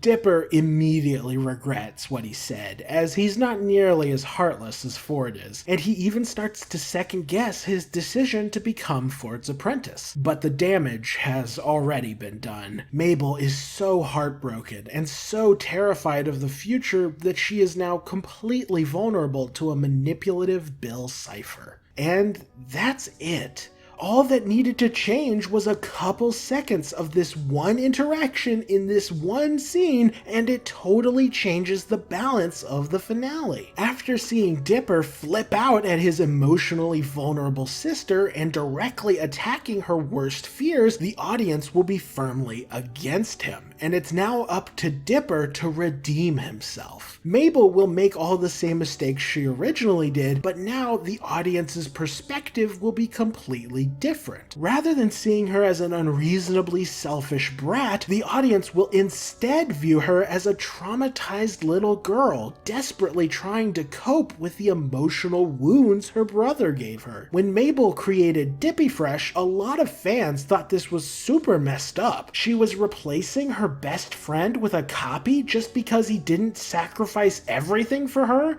What's wrong with you? However, by making Dipper act so cruelly towards her, this choice won't seem unreasonable at all. She's terrified of losing her best friend, and yet that same best friend treated her so horribly. Of course she'd create a version of him that actually treated her well. That's the one thing she needs to mend her wounds right now. She both needs Dipper and fears Dipper, and this is a completely understandable response to the trauma she experienced. It's actually really sad. Furthermore, instead of viewing Dipper as sacrificing his future for his selfish sister, the audience will view him as learning from the mistakes of his uncles in order to repair the relationship with his family. At worst, him losing out on the apprenticeship will be seen as a fair price to pay for his cruel treatment of Mabel. At best, it won't be seen as a sacrifice at all. This will be Dipper realizing that some things are simply more important than one's ambitions, and one of those more important things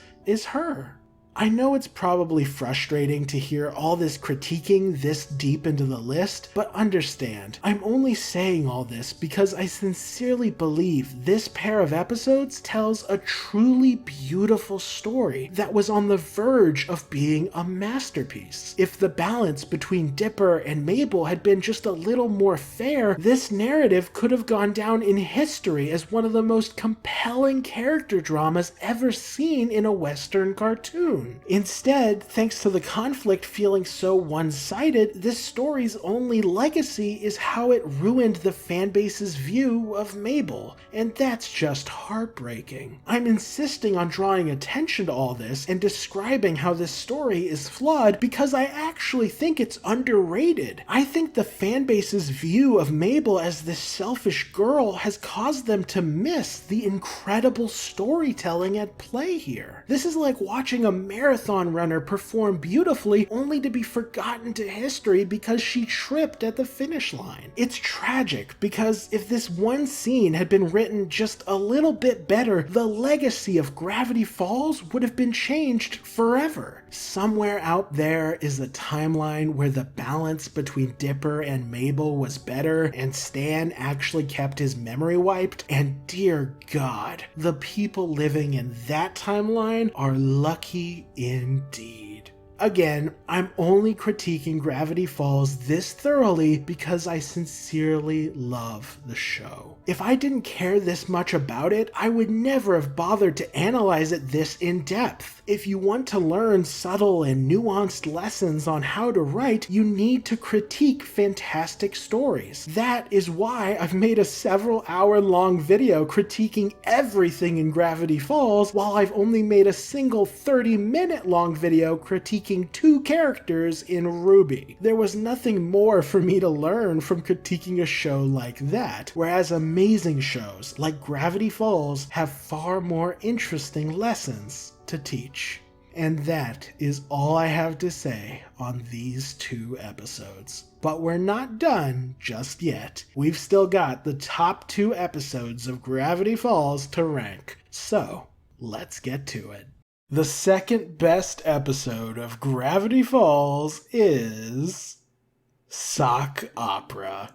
God, there are so many amazing things to talk about with this episode. With a 5 in comedy and a 5 in plot, Sock Opera demonstrates perfectly why Bill Cipher is such an amazing villain. He is just as capable of being hilarious as he is of being terrifying. He is always the center of attention in any scene, as his personality is just that good. I actually don't feel the need to praise Bill too much, as I don't think y'all need convincing. He is undeniably amazing. End of story. But even without Bill, Sock Opera is just generally fantastic. The jokes are top notch, with this one destroying me the first time I saw it, and it's also just absurd how much lore they sneak in during this story. We learn the portal is connected to the author, we learn that Bill has big plans for Gravity Falls, we learn of his ability to possess humans, and we learn of the power that his deals grant him. This episode is integral to understanding Bill's cipher and his role in this story. And just the simple fact that this is the only episode of the entire show where Bill gets into conflict with the protagonists all by himself is a huge reason as to why this episode ranks so highly. It's both incredibly unique and highly engaging. And if all that wasn't enough, this episode is also integral for understanding the relationship between Dipper and Mabel. There's a reason I brought up sock opera during my analysis of the Dipper-Mabel relationship. It's because this episode is actually super important for understanding exactly how a falling out between Dipper and Mabel could occur. We learn here it's destined to come about through a combination of Dipper seeing Mabel as selfish and Dipper's hyper-focus on his own little world. The fact that this episode is one of the funniest, is the only one to feature Bill as the sole antagonist, while also managing to fit in some incredibly important relationship building, is just mind-blowing. Honestly, the only thing I could even think to critique about this episode is the way Mabel even considers prioritizing the show over saving Dipper. Mabel is consistently presented as being highly altruistic, so her even considering such a selfish act feels highly out of character. If you wanted to make this story avoid vilifying Mabel, then just have Dipper offer to take her place in the puppet show of his own volition. That way you can avoid giving her this moment of doubt. And just generally having Mabel be more devoted to protecting her brother in this scene would also help her characterization. But even so, that's literally the only feedback I have. This is an amazing episode that I simply adore. Sock opera embodies everything great about Gravity Falls. Or should I say, it almost embodies everything. There's one character who doesn't get a ton of focus in sock opera. One character who is arguably the most important in the show. Thankfully, I've got the perfect episode for him lined up.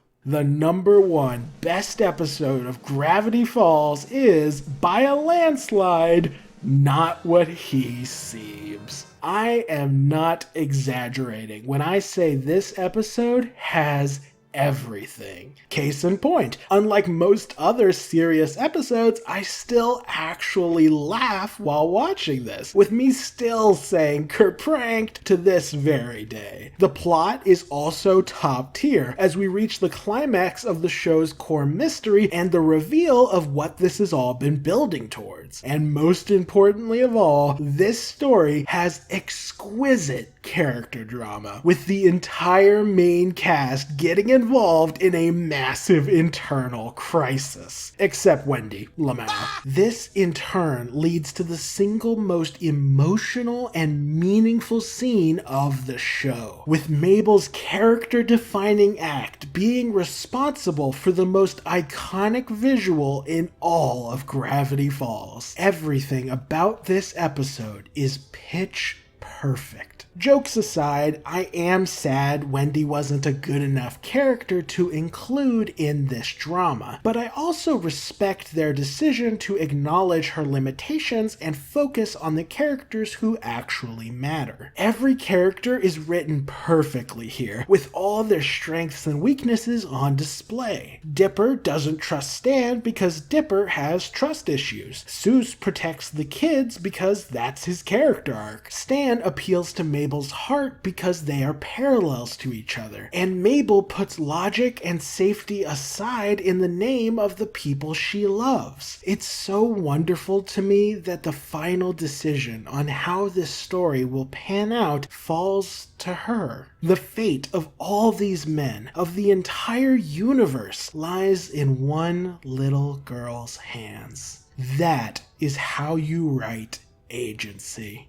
Gravity Falls could have ended after this one episode, and I wouldn't have been too upset. The writing is so good. The characters are so good. And I don't think I've ever been this invested in any scene in any cartoon before this one. In many ways, this is the real finale to Gravity Falls, as while we do have a more typical save the world finale later on, this is the finale to the part of the show that made it so unique. It was the mystery, the character writing, and the interpersonal relationships that made Gravity Falls such an icon. And not a single episode demonstrates all those things better than Not What He Seems.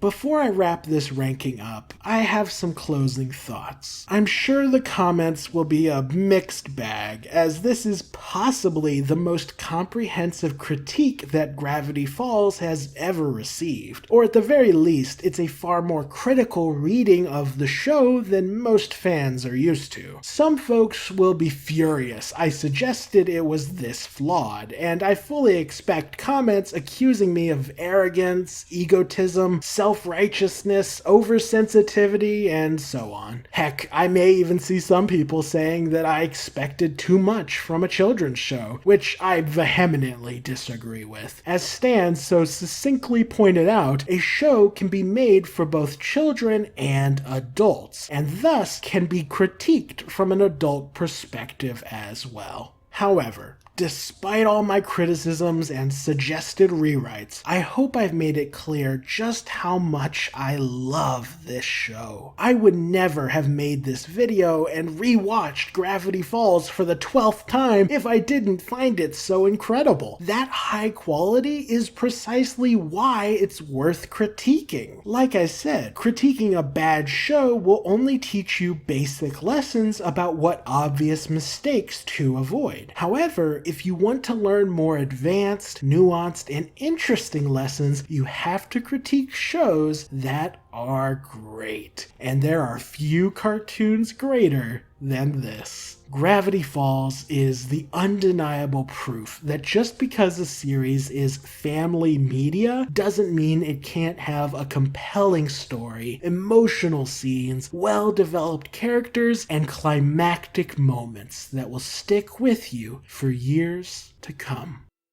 That's the end of the video. Thank you all for watching.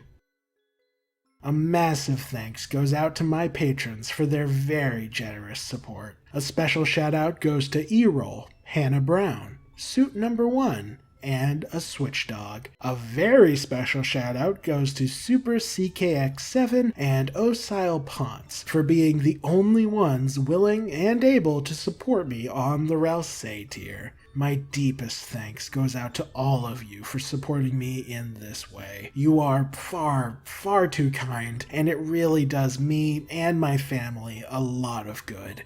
Thank you, thank you, thank you. Like if you enjoyed the video, comment if you've got something to say, subscribe if you want to see more, and as always, have a fantastic day.